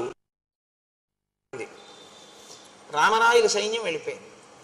తెల్లవారుతుండగా వాళ్ళు ఇక్కడే దాటి వచ్చి ఫిరంగుల్లో నీళ్లు పోసి రామరాయల భద్రగజం మీద పడి భద్రగజానికి నల్లమందు కలిపి పెట్టేశారు. అది రామరాయలనే కిందకి లాగేసింది. విజయనగర పతనం అయిపోయింది అంతే. 6 నెలలు దోచుకున్నారు విజయనగరాన్ని.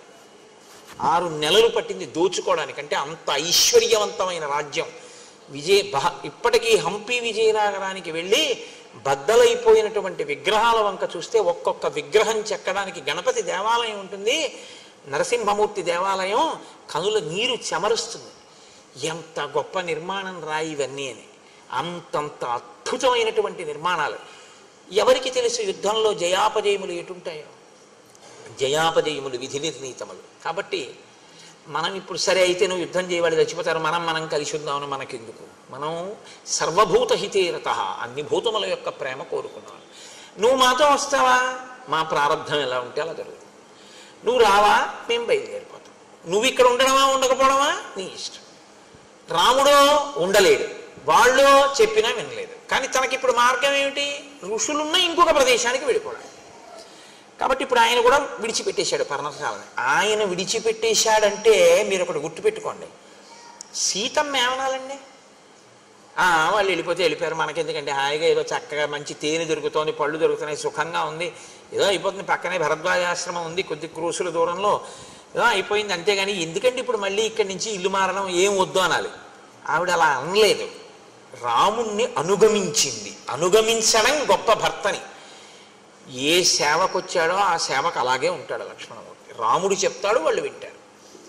కాబట్టి ఇప్పుడు బయలుదేరాడు. ఆయన ఇంకొక కారణం కూడా చెప్పాడు. ఇక్కడికి కౌసల్య, సుమిత్ర, కైక, భరతుడు, శత్రుఘ్నుడు, సైన్యం, వశిష్ఠాది మహర్షులు అందరూ వచ్చారు. అందుకని ఇక్కడ ఉంటే నాకు వాళ్ళు జ్ఞాపకానికి వస్తున్నారు ఎక్కువగా. రెండు, ఇక్కడికి వచ్చినటువంటి సైన్యంలో ఉన్న జంతువులన్నీ మలమూత్రములను విసర్జించి ప్రదేశం అంతా శౌచాన్ని కోల్పోయింది. కాబట్టి వేరొక ప్రదేశానికి వెళ్ళిపోదాం అన్నాడు. బయలుదేరారు. బయలుదేరి వాళ్ళు మార్గమధ్యంలో వెడుతుండగా అత్రి మహర్షి ఆశ్రమానికి వెళ్ళారు. మీరు బాగా గుర్తుపెట్టుకోండి, ప్రయత్నపూర్వకంగా మీరు మహానుభావులు ఉన్న ప్రదేశాన్ని తొక్కడం మీ అభ్యున్నతికి హేతు అవుతుంది, తెలిసి కానీ తెలియక కానీ. వేరే ఈశ్వరుడు ఎక్కడో ఉండడండి.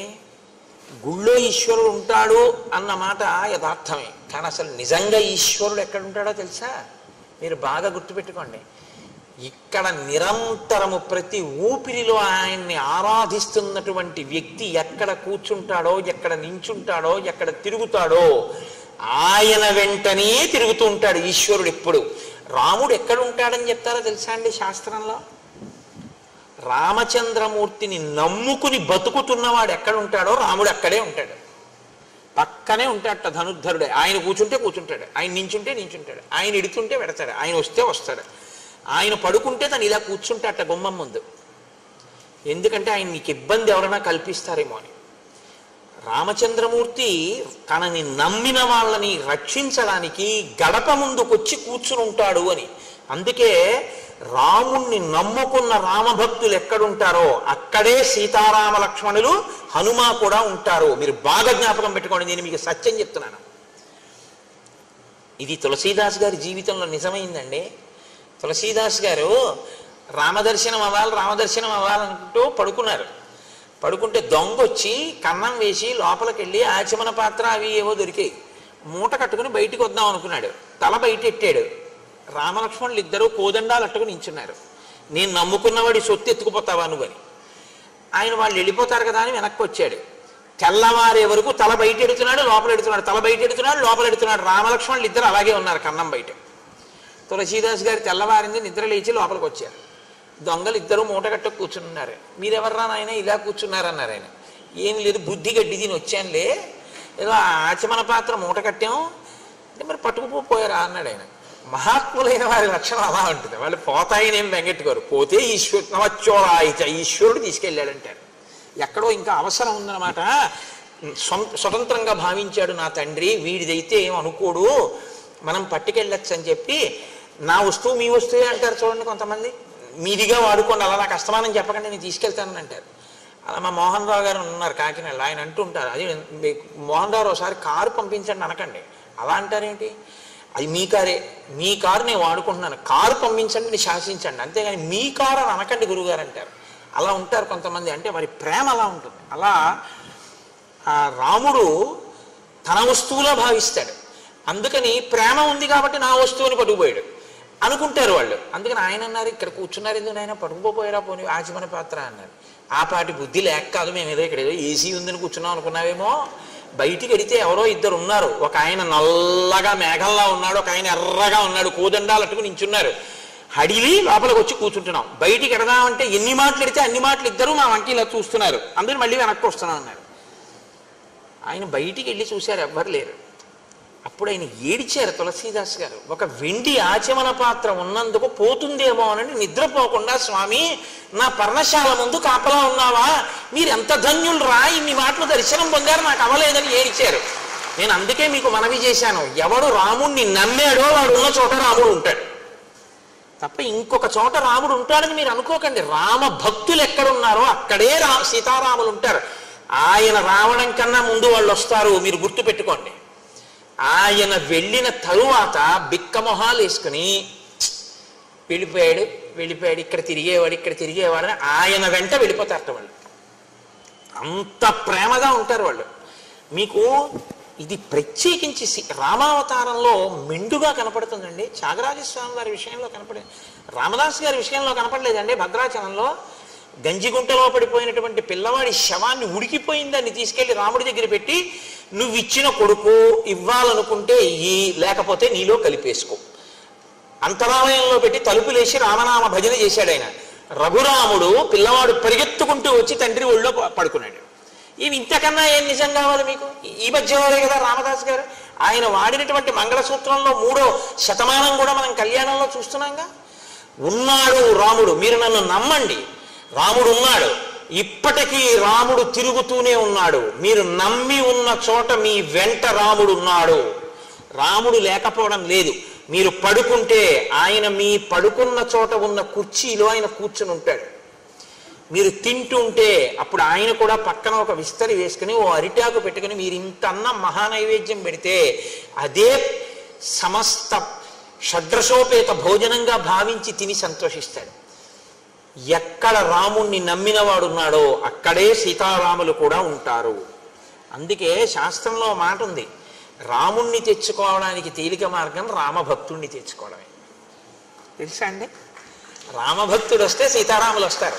కాబట్టి ఇప్పుడు రాముడు బయలుదేరి అత్రి ఆశ్రమానికి వెళ్ళారు. ఆయన అన్నారు, సూత్రే రాశ్రమమాసాద్య తం వవందే మహాయశాః తం చాపి భగవాన్ అత్రి పుత్రవత్ ప్రత్యపద్యత.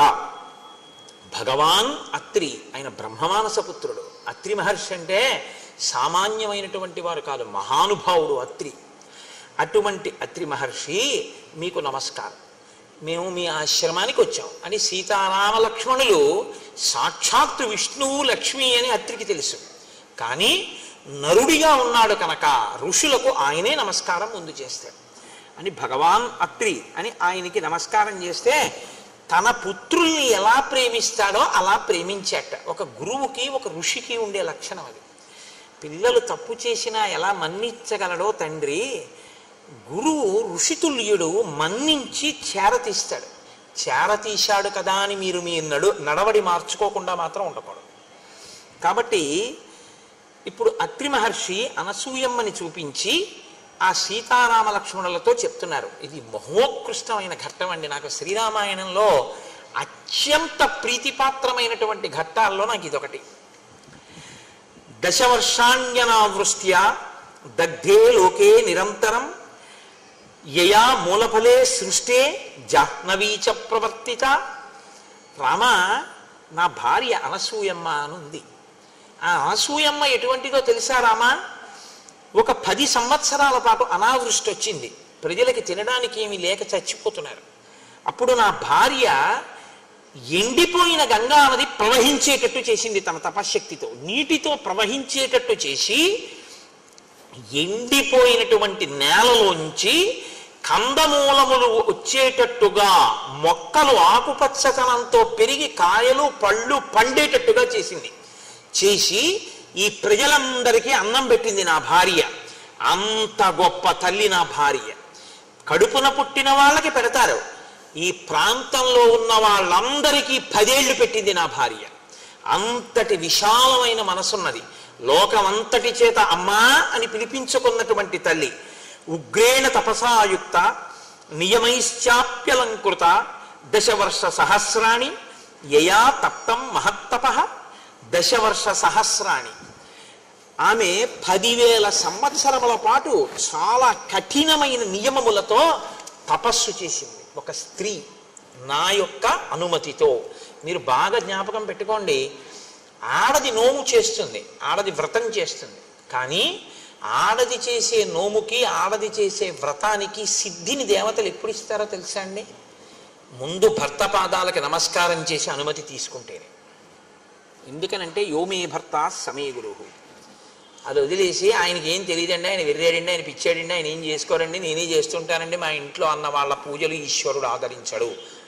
నేను ఉన్న మాట మాట్లాడుతున్నానంతే. నేను వేదాన్ని నమ్ముకున్నాను, నేను శాస్త్రాన్ని నమ్ముకున్నాను, నేను రామాయణాన్ని నమ్ముకున్నాను. నేను ఏది నమ్ముకున్నానో నేను అదే మాట్లాడతాను. నాకు ఇంకోలా మాట్లాడడం నా చేత కాదు. కాబట్టి అత్రి అంటున్నారు, అనసూయా వ్రతై స్నాత ప్రత్యూహాశ్చ నివర్తితా దేవకార్య నిమిత్తంచ యయా సంతరమాణయ దశరాత్రం కృతా రాత్రి సేయం మాతేవతే నఘ తామిమాం సర్వభూతానాం నమస్కార్యాం యశస్వినీం అభిగచ్చతు వైదేహి వృద్ధామ క్రోధనాం సదా అనసూయేతి యా లోకే కర్మభిఖ్యాతిమాగత. ఆయన అంటున్నారు, ఈ అనసూయ ఎంత గొప్పదో తెలుసా రామ? ఈమె దేవతల కొరకు 10 రాత్రుల్ని ఒక రాత్రిగా మార్చింది. సుమతి అని ఆవిడ కూడా చాలా పతివ్రతే. కానీ నేను మీతో మొన్న మనవి చేశాను, 2 రకాలుగా అనుష్ఠానం ఉంటుంది. భర్త ఏం చెప్తే చేసేవాళ్ళు కొందరు, భర్తతో పాటు శాస్త్రం బాగా తెలిసి ధర్మాధర్మములు ఆయనతో మాట్లాడుతూ కలిసి ఆయన్ని దిద్దుతూ తనని దిద్దుకుంటూ అనుగమించేవారు కొందరు. సీతారాములు 2వ కోవలోకి వస్తారు, సుమతి 1వ కోవలోకి వస్తుంది. ఆవిడ భర్త ఏం చెప్తే అది. భర్త ఒకరోజు ఒక దారుణమైన కోరిక కోరాడు. అది పెద్ద నేను విశేషంగా దాని గురించి ప్రస్తావన చేయక్కర్లేదు, మీ అందరికీ తెలుసు. ఆవిడ బుట్టలో పెట్టుకుని రాత్రి వేళ తీసుకెడుతోంది ఆయన కోరుకున్నటువంటి వేశ్యామందిరానికి. అక్కడ మాండవ్య మహాముని అని ఒక మాండవ్య మునికి ఆయన పూర్వక జన్మలో చేసుకున్నటువంటి పాపం అనుభవానికి వచ్చి ఆయన్ని కొరత వేశారు. కొరత వేసి అంటే శూలారోహణం చేయిస్తారు. ఆయన శూలంలోకి దిగుతుండడంలో విశేషమైన బాధతో ఉన్నాడు. చీకట్లో ఈవిడ బుట్టలో తీసుకెళ్తూ ఉండడంలో ఈ బుట్టలో కూర్చున్నటువంటి కౌశికుడు అంటారు ఆయన యొక్క చెయ్యి, ఆయన యొక్క శరీరం ఆ మహర్షి యొక్క భుజానికి తగిలింది. చాలా బాధలో శూలం దిగుతోంది ఆయన శరీరంలోకి. అది ఒక శిక్ష వేసేవారు పూర్వం. శూలం మీద కూర్చోబెట్టి వదిలేస్తారు, అది అలా దిగుతూ ఉంటుంది, తల వరకు లోపల నుంచి దిగుతూ వస్తూ ఉంటుంది. ఎంత బాధ! అప్పుడు భుజానికి తగిలితే శరీరం కదిలితే ఇంకెంత బాధ! ఆయనకి కోపం వచ్చింది. నేను అసలే కొరత శిక్షతో బాధపడుతుంటే నన్ను ఇంకొంత బాధ పెట్టావు కాబట్టి నువ్వు సూర్యోదయానికి మరణిస్తావు అన్నాడు. వెంటనే సుమతంది, సూర్యోదయం అయితే నా భర్త పోతాడు కాబట్టి సూర్యుడు ఉదయించకుండుగాక. ఇప్పుడు ఒకరు తపస్సు చేత శపించాడు, ఇంకొకరు పాతివ్రత్యం చేత సూర్యోదయాన్ని ఆపేశాడు. ఇప్పుడు సూర్యోదయం అయిపోయింది. ఇప్పుడు ఆవిడికి ఎవరెళ్ళి చెప్పినా ఆవిడ ఏమనేదంటే, తెల్లవారితే నాకు వైధవ్యం వస్తుంది కాబట్టి నేను తెల్లవారనివ్వను. తెల్లవారడం అన్నది ఆగిపోతే, సూర్యాస్తమయాలు ఆగిపోతే లోకంలో ఒక విచిత్రమైన స్థితి వస్తుంది. ఇది మీరు గమనించాలి. రాత్రి పగలు ఉన్నాయి కాబట్టి మనకి సంతోషంగా గడిచిపోతుందండి. ఎప్పుడూ పగలే ఉందనుకోండి అసలు బతకలేము, ఎప్పుడూ రాత్రే ఉందనుకోండి అసలు బతకలేము. పగలు 12 గంటలు రాత్రి 12 గంటలు ఉంటోంది కాబట్టి మనం సంతోషంగా జీవితాన్ని గడపగలుగుతున్నాం. ఇప్పుడు సూర్యాస్తమయాలు ఆగిపోతే దేవతలందరూ ఇప్పుడు ఎవరిని ప్రార్థించాలి అంటే వెళ్ళి ఆ మహాతల్లి అనసూయమ్మని ప్రార్థన చేయండి అన్నారు. ఆ తల్లి అనసూయ, నీకేం పర్వాలేదు, సూర్యోదయం అవని నీ భర్త మరణిస్తాడు, నా తపశ్శక్తి చేత నేను మళ్ళీ బ్రతికిస్తానని సూర్యోదయం అయ్యేటట్టు చేసి ఆవిడ మళ్ళీ ఆమె భర్తని బ్రతికించి ఆవిడ 5వ తనాన్ని నిలబెట్టింది. అంత గొప్పది అటువంటి తల్లి. ఈమె తామిమాం సర్వభూతానాం నమస్కార్యాం యశస్వినీం, ఈమె సర్వభూతముల చేత కూడా నమస్కరింపబడడానికి యోగ్యురాలు. అందుకే ఎక్కడెక్కడ అనసూయాస్వరూపంగా సువాసిని పూజ చేస్తారో అక్కడక్కడ అది చూసిన వాళ్ళకి 5వ తనం నిలబడుతుంది. అది చూసిన వాళ్ళకి దేవతల యొక్క అనుగ్రహం కలుగుతుంది. మీకు సృష్టిలో అనసూయలా ప్రవర్తించినటువంటి వాళ్ళు, ఆ పాతివ్రత్యం అంత గొప్పది. ఎప్పుడూ మీరు గుర్తుపెట్టుకోండి, శాస్త్రం ఎలా మాట్లాడుతుందంటే పురుషుడిది తపస్సు గొప్ప, ఆడదానిది పాతివ్రత్యం గొప్ప. ఆడది పురుషుణ్ణి అనుగమించగలిగితే చాలు. అలా అనుగమించగలిగితే ఆమెకు అంత తపశ్శక్తి వస్తుందంతే. ఆవిడ అటువంటి స్థితిని చేరుకుంటుంది. ఆర్షధర్మం అంతే మాట్లాడుతుంది. కాబట్టి ఇప్పుడు అనుగమించింది నన్ను, అలా అంత స్థితిని పొందింది. ఇటువంటి తల్లి సర్వభూతముల చేత నమస్కరింపబడడానికి యోగ్యురాలైంది. మనుష్యులు కాదు, సమస్త భూతములు అనసూయకి నమస్కారం చేస్తాయి ఈ ఆశ్రమంలో. అటువంటి తల్లి వృద్ధాం అక్రోధనాం సదా, చాలా వృద్ధురాలైపోయింది. అక్రోధనాం, ఆమెకి క్రోధం ఉండదు, ఆమెకి కోపం ఉండదు. కోపం ఎందుకు ఉండదండి? కోపం ఉండకపోవడం ఏంటి? కోపం ఉండకపోవడం అంటే కోపం ఎక్కడి నుంచో రాదు కదండి. కాకినాడ నుంచి నేను వచ్చినట్టు కోపం ఎక్కడి నుంచైనా వస్తుంది ఏంటి? కోపం ఎక్కడి నుంచి రాదు. కామక్రోధశ్చ లోభశ్చ దేహే తిష్టంతి తస్కరాహ జ్ఞానరత్నాపహారాయ తస్మాత్ జాగ్రత్త జాగ్రత్త అంటారు శంకరాచార్యుల వారు. కోపం అన్నది ఇక్కడి నుంచే వస్తుంది. ఇక్కడి నుంచి పైకి లేవడానికి అవకాశం కోసం ఎదురు చూస్తుంటారు. అవకాశం చిక్కిందనుకోండి పైకి వస్తుంది అంతే. ఒక్కసారి వచ్చేటప్పటికి మీ రూపం మారిపోతుంది. మీ స్థితిని మీరు అప్పటి వరకు ఎలా ఉంటారో దాన్ని చంపేసి మీలోంచి ఒక కొత్త వ్యక్తిని పుట్టించగలదు క్రోధం. ఇది పుట్టదు అంటే రెండు కారణములకు పుట్టదు. ఒకటేమిటో తెలుసా అండి? మీకన్నా అధికుల్ని చూసి మీరు నమస్కరించినటువంటి లక్షణానికి. క్రోధం ఎందుకు ఇంకా? ఆయన మనకన్నా అధికుడు కాబట్టి ఆయన చెప్పిన మాట మనం విందాం. కోపం ఎందుకు ఇంకా? మనకన్నా తక్కువ వాడు, ఆయన వృద్ధిలోకి రావాలని కోరుకున్నాం కాబట్టి తెలియదు కదా పాపం, దోషం చేస్తుంటాడు. ఇంకా క్రోధం ఏమిటండి? ఇది ఆవిడ మాతృహృదయం కాబట్టి ఆవిడికి అసలు క్రోధం అన్నది రాదయ్యా. ఎప్పుడు ఆవిడ వృద్ధురాలైపోయింది. ఎంత తపస్సు చేసిన పండు ఆవిడ, అంతటి గొప్ప తల్లి. అనసూయాతియాలోకే కర్మభిఖ్యాతిమాగత. ఆమెకి ఎన్నడూ కోపము ఎరుగని తల్లి కాబట్టి, ఎప్పుడూ శాంతమూర్తి కాబట్టి, పెద్ద ముత్తైదువ కాబట్టి ఆమెకి అనసూయ అని పేరు వచ్చింది. ఆమె కర్దమ ప్రజాపతి దేవహూతిల యొక్క కుమార్తె. ఆమెని ఒకానొకప్పుడు త్రిమూర్తులు వెళ్ళిపోతున్నారు. అత్రి మహర్షి ఆశ్రమం నుంచి తమ దివ్య విమానాల్లో వెళ్ళిపోతుంటే విమానాలు ఆగిపోయాయి. ఆగిపోతే వాళ్ళు ఎందుకు వెళ్ళటం లేదు విమానం అని అడిగారు. కింద అత్రి మహర్షి ఆశ్రమం ఉంది, అనసూయం ఉంది. వారు ఉన్న చోట పైన మీరైనా సరే, మీరు త్రిమూర్తులైనా సరే మీ విమానాలు ఎగరవన్నారు. అంటే త్రిమూర్తులకి ఆవిడ యొక్క కీర్తిని మరింత ప్రకాశింప చెయ్యాలనిపించింది. మీరు ఎప్పుడు గుర్తుపెట్టుకోండి. అంతేగాని అర్థం బద్దం లేకుండా ఉత్తినే ఆవిడని పరిశీలన చేయడం కోసం రావడం అలాంటి పిచ్చ పనులు చేయరు త్రిమూర్తులు. మీరు జాగ్రత్తగా గమనించాలి శాస్త్రాన్ని. ఇంత గొప్ప తల్లి అంటే ఈవిడ ఖ్యాతి లోకానికి తెలియాలి. ఆవిడ ఖ్యాతి ఆవిడ లోకానికి చెప్పుకునే ప్రయత్నం చేయదు. ఆవిడకి అలాంటి పనులే ఉండవు. ఆవిడ తపస్సు ఆవిడంతే. కానీ ఆవిడ గొప్పతనం లోకానికి తెలియాలి. లోకానికి చెప్పడం ఎందుకు? ఆవిడికి కీర్తి తెస్తే వీళ్ళకి ఏమిటి వస్తుంది? ఆదర్శంగా తీసుకుని మిగిలిన వాళ్ళు బతుకుతారు. అందుకు చెప్పాలి దేవతలు. కాబట్టి ఇప్పుడు త్రిమూర్తులు బ్రాహ్మణ రూపాల్లో భోజనానికి వెళ్ళారు. అత్రికి ధర్మం ఉంది, అతిథి దేవోభవ. అందుకని ఆయన వాళ్ళని నిమంత్రణం చేశాడు, వచ్చి కూర్చుని భోజనం చేయొచ్చు. వాళ్ళు అన్నారు తీరా భోజనానికి కూర్చున్నాక, మేము ఒక వ్రతంలో ఉన్నాం. ఆ వ్రతంలో మాకు నియమం ఏమిటంటే, యజమాని భార్య మాకు వడ్డన చేసేటప్పుడు యజమాని వడ్డన చేస్తాడు, పరిశేచనాన్ని యజమాని వేస్తాడు. అది పెద్దలు వస్తే భోజనం పెట్టేటటువంటి తీరు. అందుకే పెద్దలు వస్తే భోజనం పెడుతున్నాం అనరు. అదేం గుర్రం కాదు, గాడిది కాదు అన్నం పెట్టడానికి. నువ్వు దేవతార్చనకి పిలుస్తారు. ఆయన యజ్ఞం చేయడంతో సమానం. అది అంటే పరిశేచనానికి వేస్తారు జలాన్ని చేతిలో 5 మాటలు మీరు వేస్తారు. ఆయన స్వాహాకారంతో తీసుకుంటాడు 5 మాటలు. కాబట్టి ఇది శాస్త్ర మర్యాద కనుక ముగ్గురిని పిలిచి భార్యని వడ్డించమన్నాడు. భార్య వడ్డించకుండా ఇంట్లో పనిపిల్ల వడ్డించకూడదు. అది నీ పొగరుకి లక్షణం. నీ భార్య ఉన్నదందుకు పెద్దలు వస్తే వడ్డించడానికి. అంతేకాని తను ఎక్కడో కూర్చుని ఇంట్లో పనిపిల్ల వడ్డించడం మర్యాదకి భంగపాటది. ఎక్కడ ఎందుకున్నారో, ఎవరు ఏ ఆశ్రమంలో ఎందుకున్నారో అది తెలుసుకుని ప్రవర్తించాలి. అందుకే స్నాతకం చేసి గురువుగారు చెప్తాడు, ఎందుకున్నావో తెలుసా ఇప్పుడు గృహస్థాశ్రమంలో పెడుతున్నది, నేర్చుకో, అతిథి దేవో భవ అని చెప్తాడు.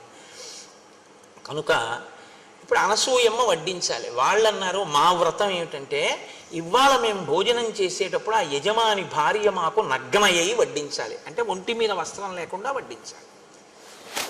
ఇప్పుడు ఇది ఆమెకి చెందిన విషయం. ఆవిడ అలా వడ్డిస్తుందా వడ్డించదా? అత్రి ఏమనలేదు. అదేం మీ అసాధ్యం కూడా, అదేమి వ్రతం రా మీకు అని ఆయన అనలేదు. ఇది ఎక్కడుంది ఈ వ్రతం అనలేదు. ఆయన వెళ్ళి భార్యని అడిగాడు. వాళ్ళకి అది నియమం అంటారు. ఎందుకంటే అతిథి కూర్చున్న తర్వాత నువ్వు ఏ కారణం చెప్పి లేపేయకూడదు. ఇది మర్యాద అండి మనకి శాస్త్రంలో. అంత ఉదారంగా మాట్లాడే మన శాస్త్రాలు. అమృతాన్ని ఇచ్చేసాడంతే, తెలిసి కూడా రాక్షసులని. పంక్తిలో కూర్చుంటే లేపకూడదు. కాబట్టి ఏమి నేర్చుకుంటున్నాం మనం? మనకి నేర్పే పురాణాలు. కాబట్టి ఇప్పుడు వెళ్ళి వాళ్ళకి నగ్నగా వడ్డించాలట. మరి వడ్డిస్తావా అన్నాడు. ఆవిడంది అది పెద్ద విషయమా, అలాగే వడ్డిద్దాం అని. ఆవిడ ముందు బట్ట కట్టుకుని వచ్చింది. వచ్చి మంత్రాక్షతలు తీసుకొచ్చింది. మంత్రాక్షతలు అంటే నడుము విరగనటువంటి బియ్యానికి అక్షత అని పేరు. అది తన చేతిలో పట్టుకుని మంత్రాన్ని ఉపాసన చేసి తన తపశ్శక్తిని ప్రవేశపెడితే అవతల వారు దానికి లొంగవలసిందే. తను కోరుకున్నట్టు ఆవిడ చేయగలదు. ఆవిడ మంత్రాక్షతలు చేత పట్టుకుని వచ్చి ముగ్గురి తల మీద వేసింది. వేసి పసిబిడ్డల కుదురుగాక అంది. ముగ్గురు ఆ వేసినటువంటి ఆసనాల మీద పసిపిల్లలై పడుకున్నారు. అమ్మ తన కొడుకు పసిపిల్లవాడు అక్కడే ఆడుకుంటుంటే అమ్మవాడిని ముద్దులు ఆడుతూ స్నానం చేసి వచ్చి ఒళ్ళు తుడుచుకుంటుంది, బట్ట కట్టుకుంటుంది. వాటిలో మనోవికారం ఉంటుందా? పసితనానికి ఉన్న గొప్పతనం అది. పసిపిల్లలు ముగ్గురు అలా కూర్చున్నారు, పడుకుని ఆడుకుంటున్నారు. ఆవిడ వడ్డించేసింది, వెళ్ళి బట్ట కట్టుకుంది, వచ్చింది, ముగ్గురి మీద మంత్రాక్షతలు వేసింది, తినండి. ముగ్గురు త్రిమూర్తులు ఏ రూపాల్లో వచ్చారో ఆ రూపాల్లో తిన్నారు.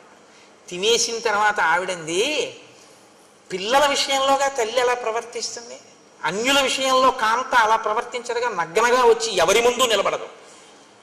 నేను దాని గురించి పెద్ద వ్యాఖ్యానాలు ఏం చెయ్యక్కర్లేదు. పసిపిల్లలైతే అమ్మ హృదయం వేరు, ఆ పసిపిల్లాడి మనస్సు వేరు. పసిపిల్లాడు అక్కడ ఆడుకుంటుంటే అమ్మ స్నానాల గది తలుపు తెరిచి వాడు ఏ ప్రమాదం తెచ్చుకుంటాడో అని స్నానం చేసేస్తుంది. అమ్మ అలా ఉండబట్టి కదండి బతికి బట్ట కట్టాం. అమ్మ ఆ ప్రేమ చూపించకపోతే మన బతుకులు ఎక్కడ ఉన్నాయి? కాబట్టి అమ్మతనం బిడ్డతనాన్ని చూస్తుంది. కాబట్టి ఇప్పుడు మీరు తిన్న తర్వాత కూడా నాకు అలాగే కనపడిందండి ఆవిడ. ఇప్పుడు వాళ్ళెవరు కనపడకుండా ఉండడానికి ఇంకా వాళ్ళ ప్రమేయం లేదు. ఆవిడ తపశ్శక్తి అంత గొప్పది. అన్నం తినేయడం అయిపోయిన తర్వాత ఆవిడ మళ్ళీ అక్షతలు తెచ్చి వేసేసింది. ముగ్గురు పసిపిల్లలు అయిపోయారు.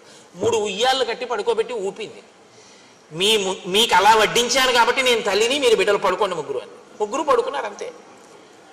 ఆవిడ ఉయ్యలు ఊపుతాను. ఇప్పుడు పరిగెవరు తీశారు? కీర్తి ప్రకాశింపజేయడం మాట దేవుడు. ముగ్గురు ఉయ్యాల్లో పడుకున్నారని ముగ్గురు వచ్చారు. లక్ష్మి, సరస్వతి, పార్వతి ముగ్గురు వచ్చారు. ఎలా? పూజ కోసం కాదు, భర్తలు నిమ్మని పరిగెత్తుకుంటూ వచ్చారు. అమ్మా అమ్మా పసిబిడ్డల్ని చేసేసావు కదమ్మా, మాకు మా భర్తల్ని ఇచ్చేవా అమ్మా అని అడిగారు. అదెంత పని? మళ్ళీ మంత్రాక్షతలు వేసింది. ముగ్గురు బిడ్డలయ్యారు. ముగ్గురు కోడళ్ళకి ఇచ్చేసింది.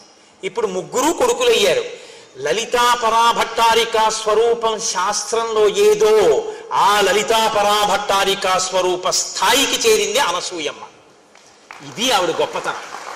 అటువంటి అనసూయ స్వరూపం గురించి చెప్పి ఆ స్వరూపాన్ని ఇక్కడ తీసుకొచ్చి ఒక సువాసిని యందు ఆవాహన చేసి పూజ చేయకపోతే దోషమైపోతుందండి. శాస్త్రాలు మీకు చూసే అవకాశం ఇచ్చేయి. ఒక సువాసిని కూర్చోబెట్టి మీరు శ్రీ సూక్తంతో ఆవాహన చేసి పూజ చేస్తే మీకు అనసూయమ్మకి జరుగుతున్న పూజ మీరు చూసేసినట్టే. దాని చేత మీరు ధన్యులైపోతారు. చూపుల శ్రీపతి రూపము నాపోవక త్రావి త్రావి హర్షోద్ధతయ్యి వాపుచ్చి మందమధురాలాపంబుల పొగడనదితి లక్ష్మీనాథున్ అంటారు పోతన గారు. చూపులతో తాగి తాగి ఆనందం అనుభవించాలి ఒక్కొక్కసారి. అందుకు కదా ఇప్పుడు ఈ ఘట్టం తర్వాత సువాసిని పూజ జరుగుతోంది అనసూయా స్వరూపంగాను. ఇదే ఆవిడ గొప్పతనం. కాబట్టి రామ, నువ్వు ఇప్పుడు ఆ అనసూయ దగ్గరికి నువ్వు సీతమ్మని పంపించు. సీతమ్మ లోపలికి వెళ్ళి అనసూయమ్మతో మాట్లాడుతుంది అని అనసూయని పిలిచారు అత్రి మహర్షి. రామలక్ష్మణులు సీతమ్మ నమస్కారం చేశారు. ఆయన అన్నారు, అనసూయ సీతమ్మని లోపలికి తీసుకెళ్ళు అన్నారు.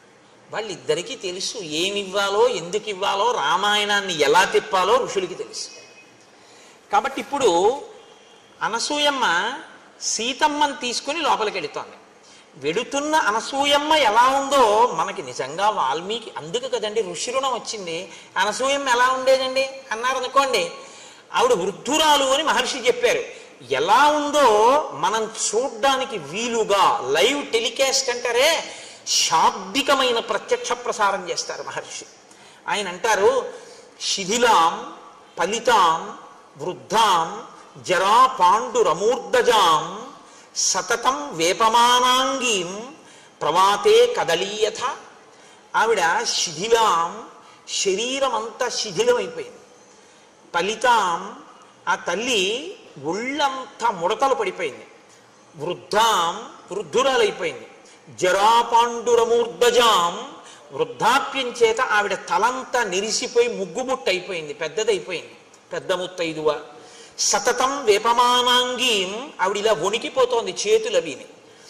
ప్రమాతే కదలీయథ, గాలి వేస్తే అరిటి చెట్టు ఎలా కదిలిపోతుందో అలా కదిలిపోతోంది. అటువంటి తల్లి బయటికి వచ్చి సీతమ్మ చెయ్యి పట్టుకుని లోపలికి తీసుకెళ్ళింది. లోపలికి వెళ్ళిన సీతమ్మ అనసూయమ్మ ఏం మాట్లాడుకున్నారో మనకి వెంటనే కెమెరా అటు తిప్పుతారు మహర్షి. అది రామాయణానికి గొప్పతనం. నేను అదే ఏకాంతంగా చదవండి రామాయణాన్ని, రామాయణాన్ని మామూలుగా చదవకండి అని నేను అంటాను. మీరు దాన్ని అలా చూస్తుంటే మీకు ఇక్కడ రామాయణం కదిలేటట్టుగా ఆయన రచన చేశారు. ఇప్పుడు మీ సంతోషం ఎవరి మీద ఉంటుంది? ఇంత చెప్పాక సీతమ్మ అనసూయమ్మ ఏం మాట్లాడుకుంటున్నారో లోపలని ఉంటుంది. బయట అత్రి రామలక్ష్మణులు ఏం మాట్లాడుకుంటున్నారో అని మీకు ఉండదు. వెంటనే కెమెరా అటు తిప్పుతారు మహర్షి. కెమెరా అటు తిప్పుతారంటే నా ఉద్దేశం ఆయన యొక్క ఘంటం అటు తిరుగుతుంది. మీరు ఆ శ్లోకంలో ఆ శబ్దంలో దర్శనం చేయొచ్చు. అభివాద్యత వైదేహి తాపసీం తామనందితాం బద్ధాంజలి పుటా హృష్ట పర్యపృచ్ఛదనామయం. లోపలికి వెళ్ళినటువంటి సీతమ్మ అంజలి ఘటించింది. ఇలా అంజలి ఘటించి రెండు చేతులతో శిరస్సు ఉంచి నమస్కరించి ఆ తల్లిని తాపసీం అనిందితాం, అనిందత అంటే స్వచ్ఛమైన చరిత్ర కలిగిన అనసూయకి నమస్కారం చేసి, వెంటనే అనసూయమ్మంది, ఇంకా ఏమి పెద్ద హడావిడేం లేదండి, వెంటనే ఒక మాట అంది. తత సీతాం మహాభాగాం దృష్ట్వా తాం ధర్మచారిణీం స్వాంత్యంత్య బ్రవీత్ హృష్ట దిష్ట్యా ధర్మం అవేక్షసే. చాలా సంతోషించినటువంటి మనస్సుతో అనసూయమ్మ ఇలా చూసిందట సీతమ్మ వంక. దేనికి సంతోషం? నమస్కారం చేసిందనే కాదుట. మహర్షి ఎందుకు అనసూయమ్మ సంతోషించిందో చెప్తున్నారు. దిష్ట్యా ధర్మం అవేక్షసే, ధర్మాన్ని పట్టుకున్నావు కనుక. అమ్మా నువ్వు ధర్మాన్ని పట్టుకున్నావమ్మా సీతమ్మ, నాకు ఇది సంతోషం వేస్తోందమ్మా. ఏమిటి సీతమ్మ పట్టుకున్న ధర్మం? వెంటనే చెప్తోంది ఆవిడ. త్యక్త్వా జ్ఞాతి జనం సీతే మానవృద్ధించ భామిని అవరుద్ధం వనే రామం దిష్ట్యాత్వం అనుగచ్చసి. నువ్వు జ్ఞాతి జనాన్ని విడిచిపెట్టావు. మీ మామగారు 2 వరాలిచ్చి కైకమ్మకి రాముణ్ణి అరణ్యవాసానికి వెళ్ళమని చెప్పగానే నా భర్తకి ఇంత కష్టపెట్టినటువంటి ఈ మామగారింట్లో నేనుండి ఈయనకి సేవలు ఎందుకు చెయ్యాలి? మీరు 14 ఏళ్ళు అరణ్యవాసానికి వెళ్ళి వచ్చి మీరు పట్టం కట్టుకున్న తర్వాత నేను వస్తాను, అప్పటి వరకు నేను పుట్టింట్లో ఉంటానని జనక మహారాజు గారి యొక్క కూతురు అయోనిజ అయినటువంటి సీతమ్మ అనుకుంటే అలా పుట్టింటికి వెళ్ళొచ్చు. లేదా నేను అరణ్యవాసానికి ఎక్కడ వస్తానండి, ఇక్కడ ఉంటాను లేండి అని రాముడే అన్నాడు కనుక ఉన్నవని అక్కడ ఉండొచ్చు. జ్ఞాతి జనాన్ని విడిచిపెట్టి అక్కడ ఉండక ఇక్కడ ఉండక మానవృద్ధించ భామిని ఐశ్వర్యాన్నంతటినీ కూడా విడిచిపెట్టేసి అహంకారాన్ని విడిచిపెట్టేసి రాముడి కన్నా ఒక విషయంలో సీతమ్మది ఒక మార్క్ ఎక్కువ, ఆవిడ అయోనిజ అయినా కూడా అవరుద్ధం వనే రామం, రాముడి వెనకాతల అడవికి వచ్చేసావు. దిష్ట్యాత్వం అనుగచ్చసి, రాముణ్ణి పట్టుకున్నావు, ధర్మాన్ని పట్టుకున్నావు, భర్తని అనుగమించావు. భర్త వెంట ఉండాలి ఆడది, భర్త వెనక ఉండడం, భర్తని అనుగమించడం కన్నా పూజ ఇంకొకటి లేదు. ఎన్ని పూజలు చేసి ఇది వదిలినా అది 0, అన్నీ వదిలి ఇది ఉంటే పూర్ణం అన్న ధర్మాన్ని పట్టుకున్నావు సీత. అందుకు నేను సంతోషిస్తున్నాను. సీతమ్మ నేను నీతో ఒక మాట చెప్పనా? నగరస్థో వనస్థో వా పాపో వా యదివా శుభ యాసాం స్త్రీణాం ప్రియో భర్త తాసాం లోకా మహోదయా. భర్త నగరంలో ఉండని అరణ్యంలో ఉండని, పాపిష్టివాడు కానీ పుణ్యాత్ముడు కానీ, ఆడది భర్తని ఉపాసన చేస్తే చాలు, భర్తని అనుగమిస్తే చాలు, ఆమె సమస్తమైనటువంటి శ్రేయస్సుని పొందుతుంది. భర్త ఎటువంటి వాడన్న దాన్ని బట్టి అనుగమించడం గొప్పతనం కాదు, భర్తని అనుగమించడం గొప్పతనం. కాబట్టి నువ్వు అలా అనుగమించావు, ఆయన అరణ్యానికి వచ్చి అనుగమించావు. దీనికి నేను చాలా సంతోషిస్తున్నాను. సీత నీతో నేను ఒక మాట చెప్తాను, బాగా విను. భర్త అన్న మాటకి ఒక గొప్ప నిర్వచనం చెప్పింది అనసూయమ్మ రామాయణంలో. నాతో విశిష్టం పశ్యామి బాంధవం విమృశంత్యహం సర్వత్ర యోగ్యం వైదేహి తపః కృతమివావ్యయం. ఒక వ్యక్తి గొప్ప తపస్సు చేశాడు. ఇప్పుడు ఆయన గొప్ప తపోనిష్టాగరిష్ఠుడైనటువంటి వాడు అలా వెళ్ళిపోతున్నాడు. ఆయనకి ఆకలేసింది, అది ఎడారి, ఏమీ దొరకలేదు. ఇప్పుడు ఆయనకి ఏమీ దొరకలేదు కాబట్టి ఆయనకి ఏమైనా బాధ ఉంటుందా?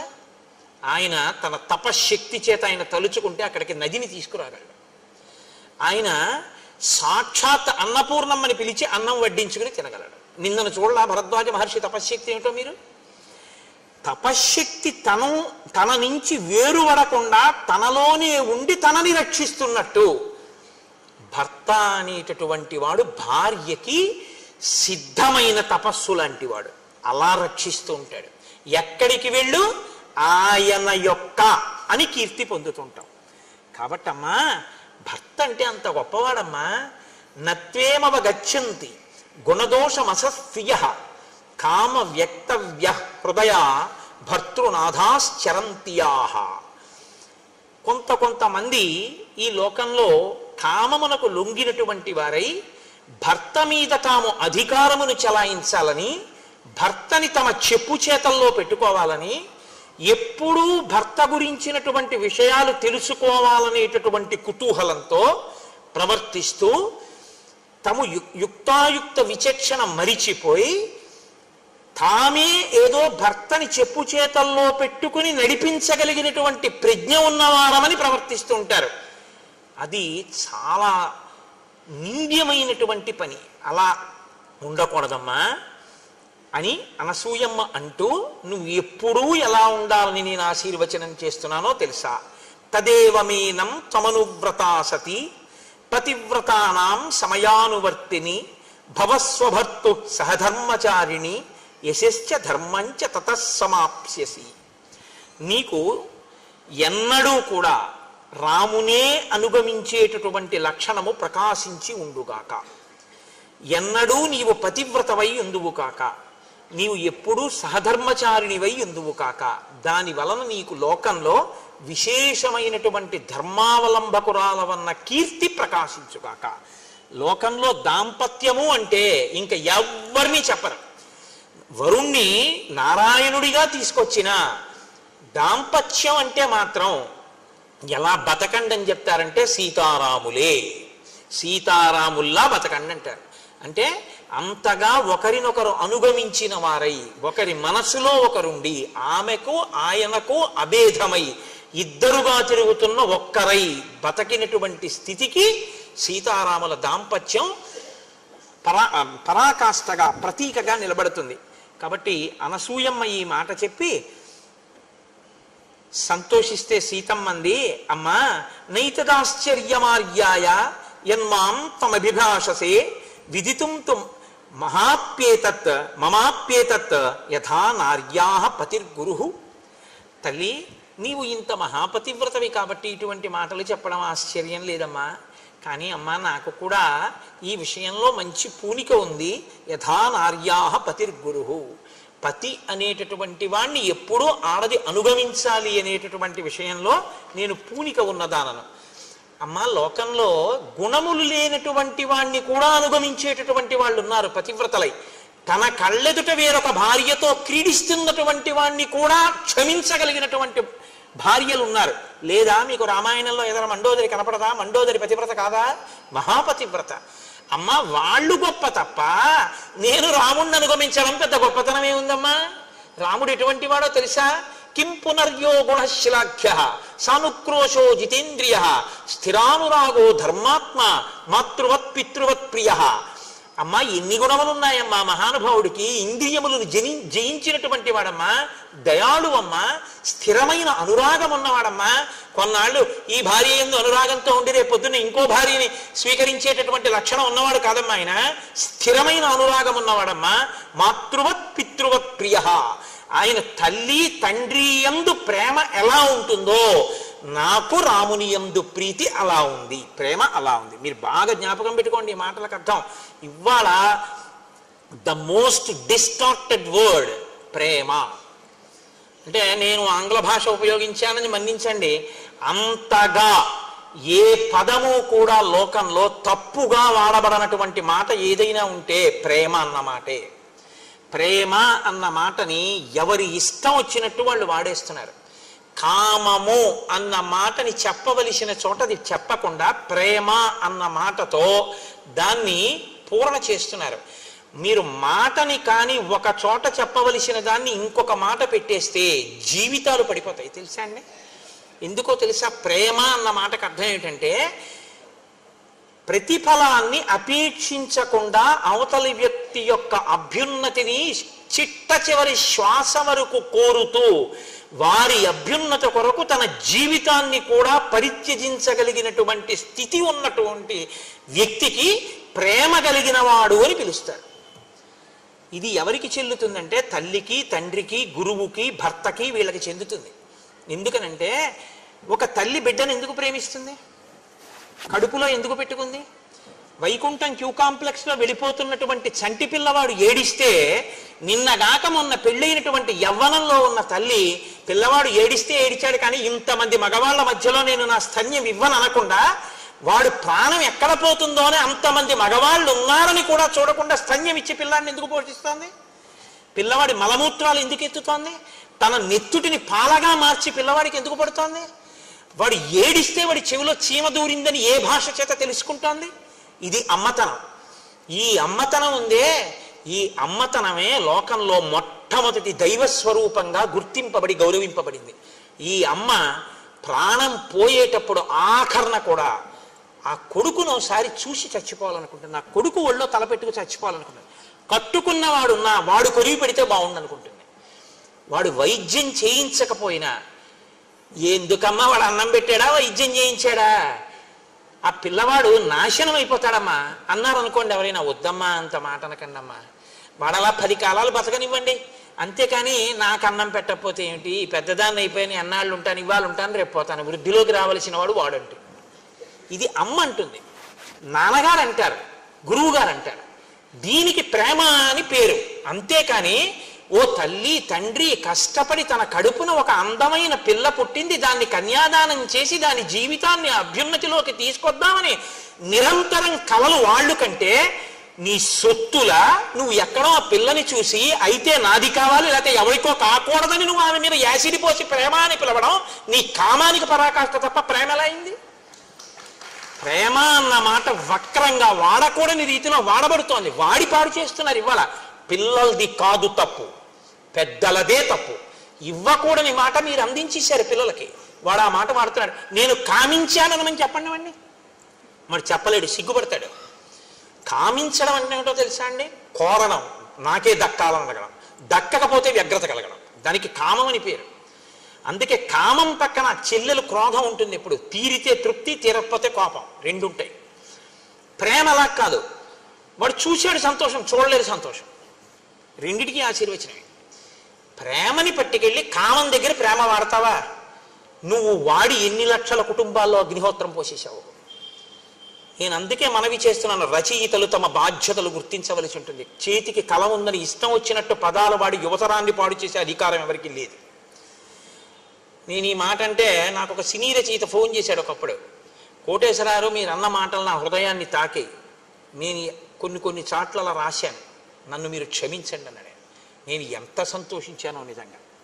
ఆయన ఉదారుడు, సంస్కృతి ఉన్నవాడు. నేను చాలా సంతోషించాను. తప్పు చేయడం గొప్ప కాదు, తప్పు దిద్దుకోవడానికి సిద్ధపడడం గొప్ప. కాబట్టి ఆ తల్లి సీతమ్మ అంటోంది, అమ్మా యావృత్తిం వర్తతే రామ కౌసల్యాయాం మహాబల తమేవ నృపనారీణాం అన్యాసామపి వర్తతే.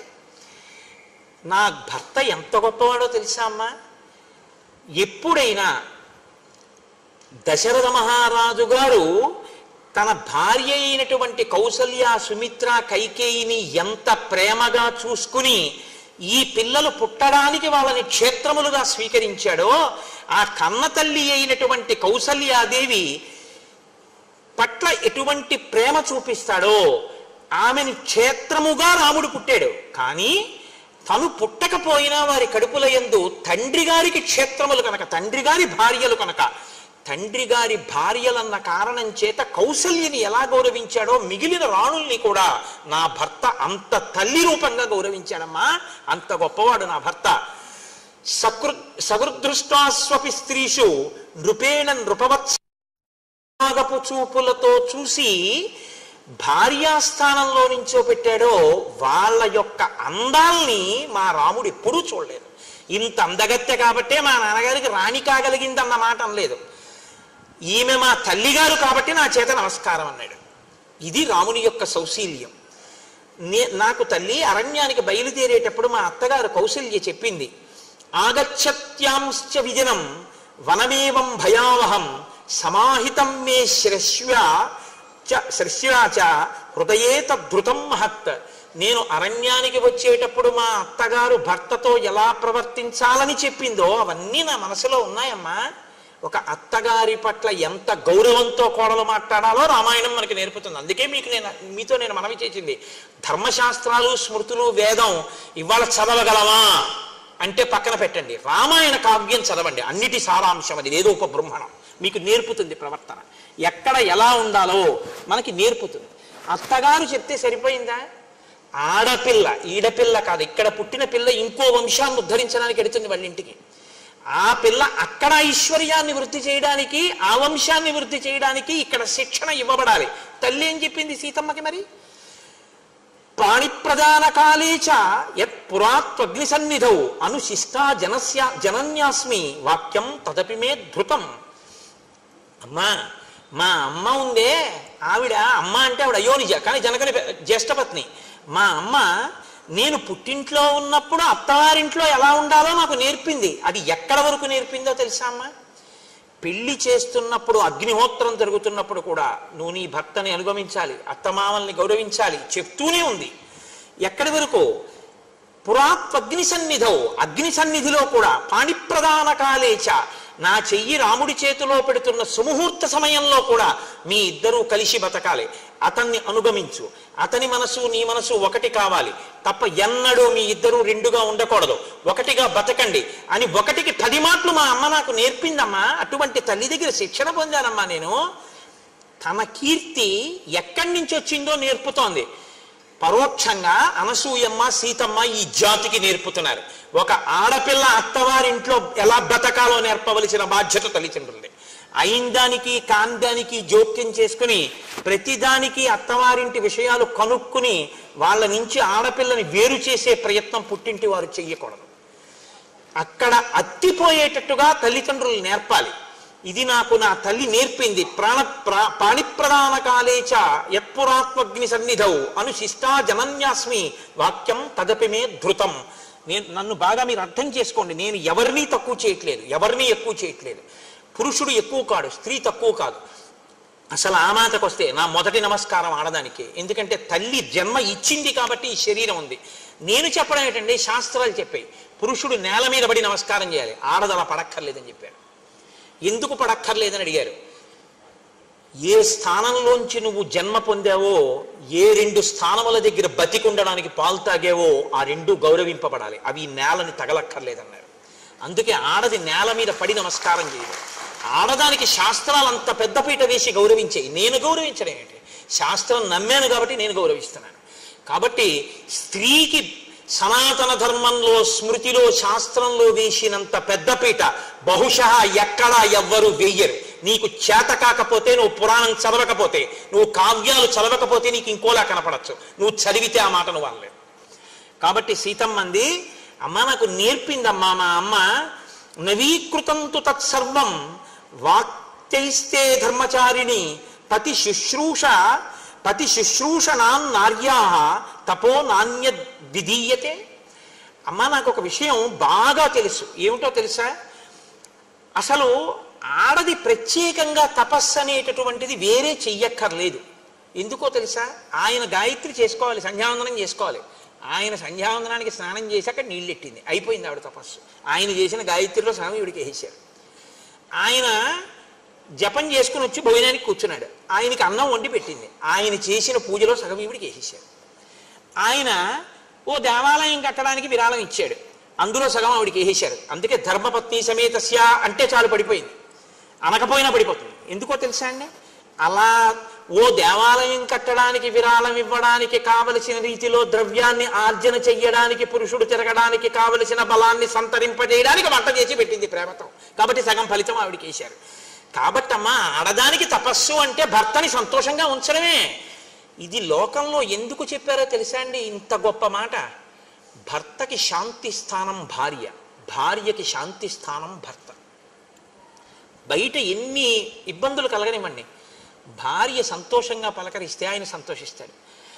ఆవిడ ఎంత దరిద్రంలో ఉండనివ్వండి, ఎంతమంది ఏమననివ్వండి, భర్త ఒక్కడు గుండెల్లో పెట్టుకున్నాడు అనుకోండి చాలు సంతోషంగా. దీనికి ఒక మాట చెప్తుంటారు పెద్దలు, సముద్రం లోపలికి వెళ్ళి జాలరులో 6 నెలలకోసారి ముత్యాలన్నీ ఏరి జాగ్రత్తగా పట్టుకొచ్చి భార్యల మెళ్ళల్లో వేసేవారట. ఒక జాలరి వెళ్ళేవాడు కాదుట. ఆ ఒడ్డున ఉన్నటువంటి నత్తగుల్లలన్నీ ఏరి, శంఖాలు ఏరి, దండలు గుచ్చి భార్య మెడలో వేశాట. ఇన్ని నగలు వేసినటువంటి వాళ్ళకన్నా నత్తగుల్లలను శంఖాలు వేసుకున్నటువంటి ఈవిడలో ఎక్కువ తేజస్సు ఉండేది. ఎందుకని అడిగారట. రోజు మా ఆయనకి నేను ఎదురుగుండా ఉండి కనపడి నా ముఖం చూస్తే ఆయన సంతోషిస్తారు, ఇంతకన్నా ఏం కావాలి? 6 నెలలు సముద్రంలోకి వెళ్ళి తెచ్చిన ముత్యాలు వేసుకుంటేనే తృప్తి, అందుకని ఈవిడ ముఖం ఎక్కువ శోభించింది అన్నారు. ఆవిడికి ఈయనకి ఆవిడ శాంతి స్థానాలు. ఆ శాంతి పాడు కాకుండా చూడాలి. కొత్తదనం శాంతి పాడవడానికి కారణం. ఎంతో కలిసి ఉంటాయి కుటుంబాలు.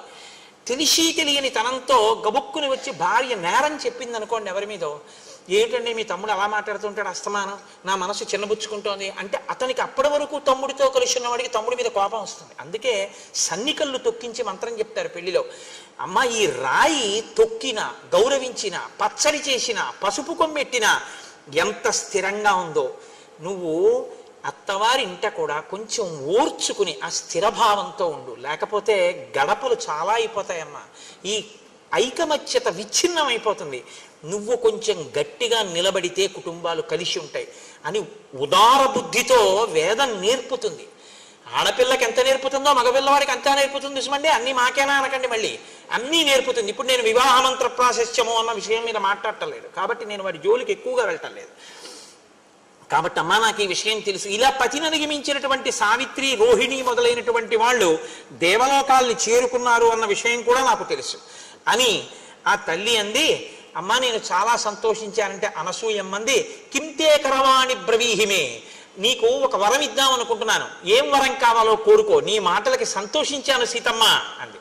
అంటే ఆవిడంది, కృతమిత్యబ్రవీత్ సీత తపోబల సమన్వితాం. అమ్మా, నాకు ఇంకా వేరే కోరికలు ఏంటమ్మా, నాకు ఇంకా వేరే కోరికలు ఏమక్కర్లేదు, నువ్వు ఇంత మంచి మాటలు చెప్పావే అవే నాకు కోరికలు. ఈ మంచి మాటలు వినాలని కోరుకోవాలి. కాబట్టి అమ్మా, ఇంత మంచి మాటలు చెప్పావు, ఇంకింతకన్నా వరం ఏమిటమ్మా, నాకేం అక్కర్లేదు అంటే ఆవిడంది, కాదు కాదు, నేను ఏదో ఒకటి చేస్తే తప్ప నాకు తృప్తి లేదు. ఇదం దివ్యం వరం మాల్యం వస్త్రమాభరణాని చ అంగరాగంచ వైదేహి మహార్షం చానులేపనం మయాదత్తమిదం సీతే తవ గాత్రాణి శోభయేత్ అనురూపమసంక్లిష్టం నిత్యమేవ భవిష్యతి అంగరాగేణ దివ్యేన లిప్తాంగీ జనకాత్మజే శోభయిష్యసి భక్తారం యథా శ్రీర్ విష్ణుం అవ్యయం. ఎంత గొప్ప మాటలు వేసేస్తారండి మహర్షి నిజంగా. సీతమ్మ, నీకు నేను బట్టలు ఇస్తున్నాను, ఈ బట్టలు నలగవు. నీకు అంగరాగములు ఇస్తున్నాను, ఇవి ఎప్పుడు శోభ తరగవు. అంగరాగములంటే శరీరముల యొక్క అంగముల యొక్క కాంతిని ఉద్దీపనం చేసేవి. ఇప్పుడు ఒక నుదురు ఉందనుకోండి, ఆ నుదురుగా అందం కన్నా నుదుటి మధ్యలో భ్రూమధ్యమునందు బొట్టుంచుకోండి, అందం దిగుడీకృతం అవుతుంది.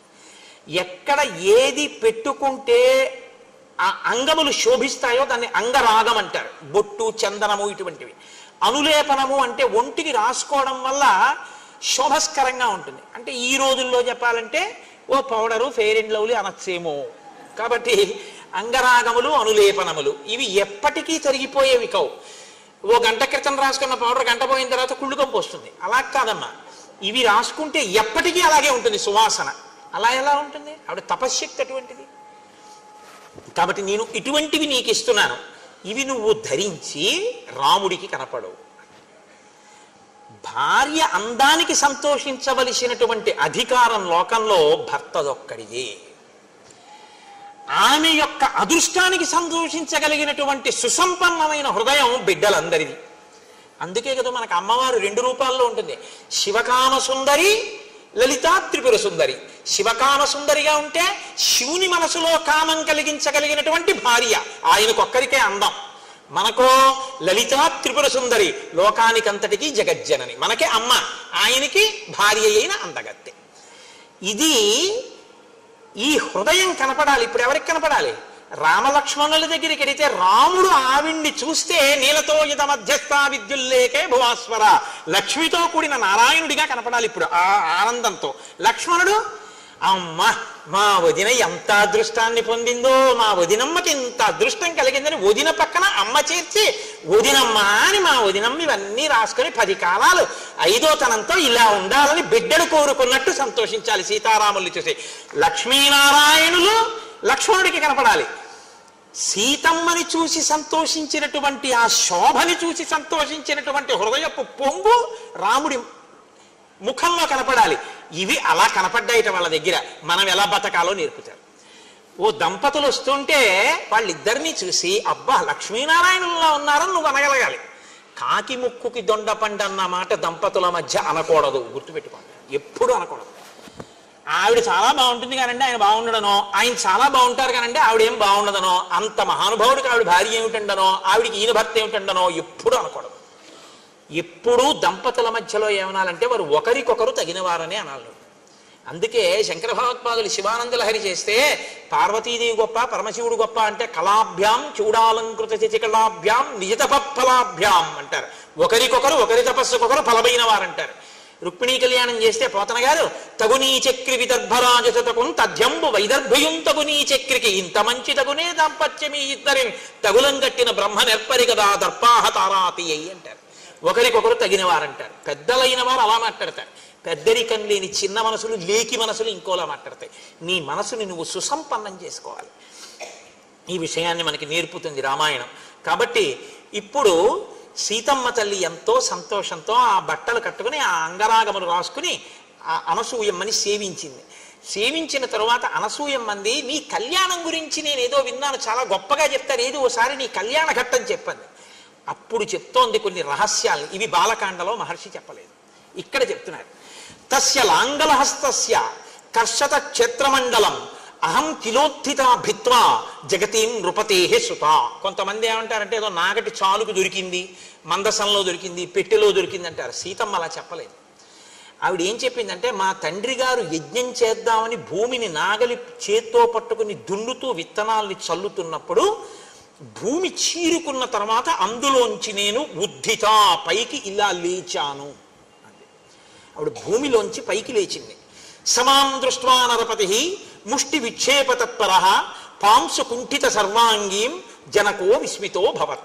చేతిలో విత్తనాలు పట్టుకు తల్లుతున్న మా తండ్రి నాగటి చాలు ఆ గాడిలోంచి ఇలా పైకి లేచినటువంటి నా ఒళ్ళంతా మట్టితో ఉంటే గబగబా వచ్చి బిడ్డలు లేని జనకుడు నన్ను తీసుకుని ఒళ్ళో కూర్చోపెట్టుకున్నాడు.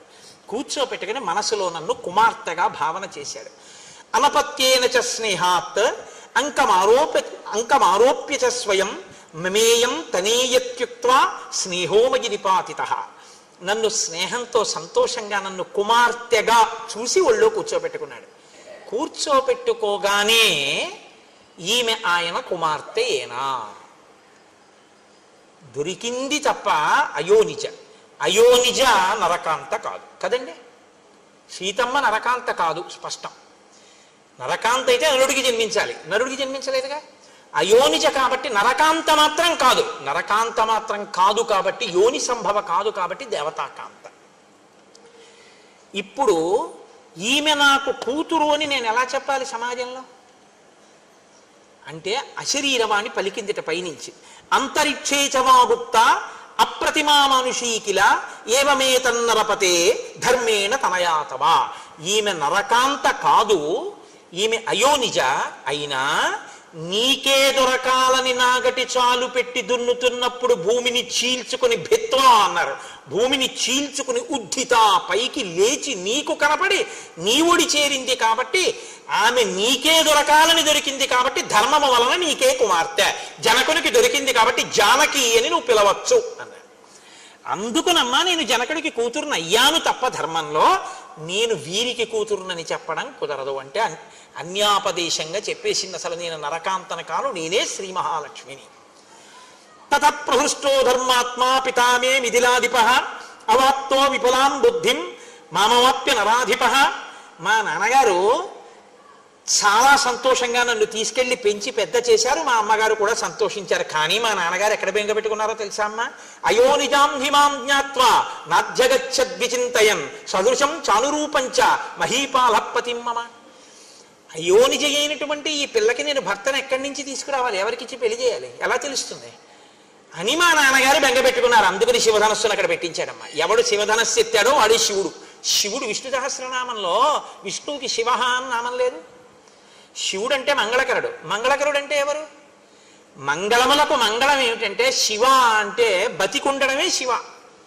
లోపల ప్రాణం ఉంటే మంగళం, ప్రాణం లేకపోతే అమంగళం. కాబట్టి అంతటా వ్యాపించి లోపలికి కూడా వెళ్ళేటటువంటి వాయు రూపంలో ఉండే అంతటా పరివ్యాప్తమైనటువంటి రూపం విష్ణువు.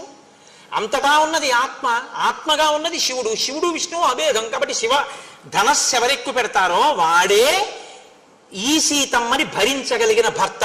విష్ణువు ఈ లోకంలో నరుడిగా జన్మించాడని గుర్తుపట్టాలంటే శివధనస్సు ఎక్కువ పెట్టాలని మిష పెట్టాలి. అందుకని నన్ను వీర్యశుల్కని చేశాడు మా నాన్న. స్వయంవరం ప్రకటించి ఎవరు శివధనస్సు ఎక్కువ పెడతారో వాళ్ళకిస్తాను అన్నాడు. మహాయజ్ఞే తదా తస్య వరుణేన మహాత్మన దత్తం ధనుర్వరం ప్రీత్య తూణీచ అక్షయ సాయకౌ. వరుణుడు ఇచ్చినటువంటి ఆ అక్షయ బాణ తూణీరములు శివధనస్సు మా ఇంట్లో ఉన్నాయి కాబట్టి ధనస్సు ఎక్కువ పెట్టిన వాడికి ఇస్తాను అన్నాడు. కానీ అమ్మా ఏమైందో తెలుసా? రామచంద్రమూర్తి వచ్చారు ఒకప్పుడు. వచ్చి ఈ శివధనస్సుని ఎక్కుపెట్టాడు. అప్పటికి లోకంలో కొన్ని కోట్ల మంది నన్ను భార్యని చేసుకోవాలని చూస్తున్నారు. ఎవరు శివధనస్సుని ఎక్కుపెట్టలేదు, నేను ఎవరికి భార్యని కాలేదు. ఇప్పుడు రాముడు శివధనస్సు ఎక్కుపెడితే నన్ను ఇస్తానని మా నాన్నగారు అన్నారు. కాబట్టి రాముడు ఎంత సంతోషించాలి, యవ్వనంలో ఉన్న యువకుడైన రాముడు. అందులో సీతమ్మ స్వరూపం అంటే మాటలా జగదేక సుందరి ఆ తల్లి. అటువంటి తల్లిని తతోహం తత్ర రామాయ పిత్రా సత్యాభిసంధిన నిశ్చితా దాతుముద్యమ్య జలభాజనముత్తమం. శివధనుర్భంగం జరగగానే పిల్లనిచ్చేస్తానని మా నాన్నగారు ఒక స్వర్ణ కలశంలో నీళ్లు పట్టుకొని గబగబా వచ్చారు, నన్ను తీసుకొచ్చారు. సీత నిన్ను కన్యాదానం చేసేస్తున్నాను రాముడికి అన్నారు. అప్పుడు రాముడు ఏమన్నాడో తెలుసా అమ్మా? ఇవ్వడానికి నువ్వెవరు, పుచ్చుకోవడానికి నేనెవరు? మా గురువు గారు విశ్వామిత్రుడు ధనస్సు ఎక్కువ పెట్టమన్నారు, ఎక్కువ పెట్టాను. నువ్వు ఎవరైనా ఎక్కువ పెడితే ఎక్కువ పెట్టండి అన్నావు, క్షత్రియుణ్ణి కాబట్టి ఎక్కువ పెట్టాను. ఇక పిల్లలు ఇవ్వడం అంటావా? నువ్వు ఇస్తానన్నావు కానీ పుచ్చుకోవడానికి నేను ఒప్పుకోవద్దు. అది పుచ్చుకోవడానికి వస్తువు కాదు పిల్ల. ఇప్పుడు నేను పుచ్చుకున్న తర్వాత నా భార్య అవుతుంది. నా భార్య అయితే దశరథ మహారాజు గారికి కోడలు అవుతుంది. కోడలైతే ఆ వంశ గౌరవాన్ని నిర్ణయిస్తుంది. కాబట్టి వంశ గౌరవాన్ని నిర్ణయించేటటువంటి కోడల స్థానంలో కూర్చోవలసిన వ్యక్తిని నిర్ణయించే అధికారం మా నాన్నగారిది. అంతేగాని ఇవ్వడానికి మీరెవరు, పుచ్చుకోవడానికి నేనెవరు? మా నాన్నగారికి చెప్పండి, ఆయన వచ్చి చూసి రామ ఈ పిల్ల పెళ్ళలో తాళి కట్టు అంటే అప్పుడు కడతా, అప్పుడు పుచ్చుకుంటా పాణిగ్రహణం అన్నాడు మా ఆయన. దీయమానాం నతు తదా ప్రతిజగ్రాహ రాఘవ అవిజ్ఞాయ పితుశ్చందం అయోధ్యాధిపతే ప్రభో. మా తండ్రి అయోధ్యాధిపతి దశరథుడు ఉన్నాడు, ఆయన కబురు చేయండి, ఆయన ఒప్పుకుంటే చేసుకుంటానన్నాడు మా ఆయన. ఇంకో ఆడదైతే ఇంత అందగత్తెని శివధనుర్భంగం అయింది, అయినా కూడా మా ఆయన మీన వేషాలు లెక్కెట్టాడు. వాళ్ళ నాన్నని అడుగుతానన్నాడు, ఈ పిచ్చి ప్రేమే కొంప ముంచింది, వరాలు ఇచ్చారని అరణ్యాలుగా పంపించాడు. మా ఆయనకి ఇప్పటికి బుద్ధి రాలేదు, ఇంకా నాన్న కూర్చెట్టుంది. సీతమ్మంది ఇప్పుడు కాదు, అప్పటి నుంచి మా ఆయనకి తండ్రి అంటే అంత ప్రేమ. పితృభక్తి పరాయణుడైనటువంటి భర్త నాకు దొరికినందుకు నేను గర్వపడిపోతున్నానమ్మా. ఈ కథ నీకొక్కదానికే చెప్పానమ్మా అంది సీత. ఇది బాలకాండలో చెప్పలేదు మహర్షి. ఎందుకు చెప్పలేదంటే ఎక్కడ ఏ సమున్నత పాత్రకి చెప్పించాలో ఆ పాత్రకి చెప్పించాలి సీతమ్మతో. అనసూయమ్మ దొరికే వరకు ఈ కళ్యాణఘట్ట రహస్యాన్ని సీతమ్మ నోటి వెంట మహర్షి ఎవ్వరికి చెప్పించాల. అనసూయమ్మ కనపడ్డాక అనసూయమ్మకి చెప్పించారు. అంటే ఆవిడ వైభవం ఎంత గొప్పదో, అటువంటి అత్రి అనసూయమ్మ సంతానంలో పుట్టేటట్టుగా ఆత్రేయస గోత్రంలో పుట్టినవారు ఎంత అదృష్టవంతులో మీరు ఆలోచించగలగాక. కాబట్టి అలా అమ్మా మా వివాహమైంది అన్న తర్వాత ఆ వస్త్రాలు కట్టుకుంది. తల్లి ఎంతో సంతోషించింది. ఆనాడు అందరూ ఆనందపడ్డారు. ఆ రాత్రి అక్కడ నిద్ర చేశారు. మరునాడు ఉదయం అత్రి మహర్షి యొక్క అనుమతి తీసుకుని సీతారాములు లక్ష్మణ సహితుడై దట్టమైనటువంటి అరణ్యంలోకి ప్రవేశించి తమ ప్రయాణాన్ని ప్రారంభించారు. అందరూ ఎంతో సంతోషంగా ఉన్నారు అన్న మంగళకర వాక్కు దగ్గర అయోధ్యకాండని పూర్తి చేసి రేపటి సాయంకాలం అరణ్యకాండ ప్రవచనాన్ని ప్రారంభం చేస్తారు. ఎంత గొప్ప గొప్ప మహర్షులు! ఇక అరణ్యకాండే మహర్షి అలా రచన చేశారు. బంధనము అంటే జుత్తు ఇలా విడిపోయి ఉండకూడదు. జటగా ఉన్నటువంటి జుత్తుకి ఇప్పటి రోజుల్లో అయితే దాన్ని ఏమిటంటారు, ఇలా పెట్టే రబ్బర్ బ్యాండ్ అంటారే, అలా ఉన్నదాంతో ఆ జుత్తు కట్టాలి. ఆ జుత్తు కట్టడం గొప్ప పూజ శాస్త్రంలో. కాబట్టి ఇప్పుడు ఆ తల్లి అనసూయమ్మగా కూర్చోవడానికి యోగ్యురాలైన తల్లి, లేదా ఆమె అనసూయమ్మ ఒక ఘనాపాఠి గారి యొక్క ధర్మపత్ని, ఆ తల్లి ఇచ్చేశారు.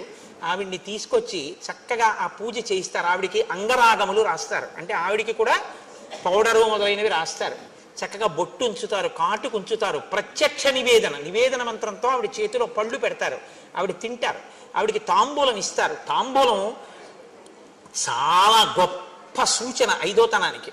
అందుకే శంకరాచార్యులు వారు సౌందర్యలహరిలో తాంబూలం మీద శ్లోకాలే చేసేసారు ఆయన. రణీజిత్వా దైత్యానపహృత శిరస్త్రై కవచిభిః అంటూను.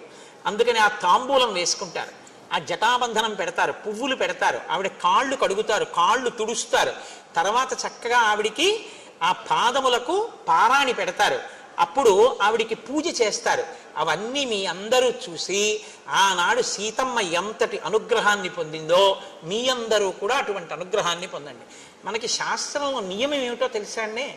2 కారణముల చేత నాకు అక్కర్లేదు ఈ ఫలితాన్ని అని విడిచిపెట్టేసుకుంటారు.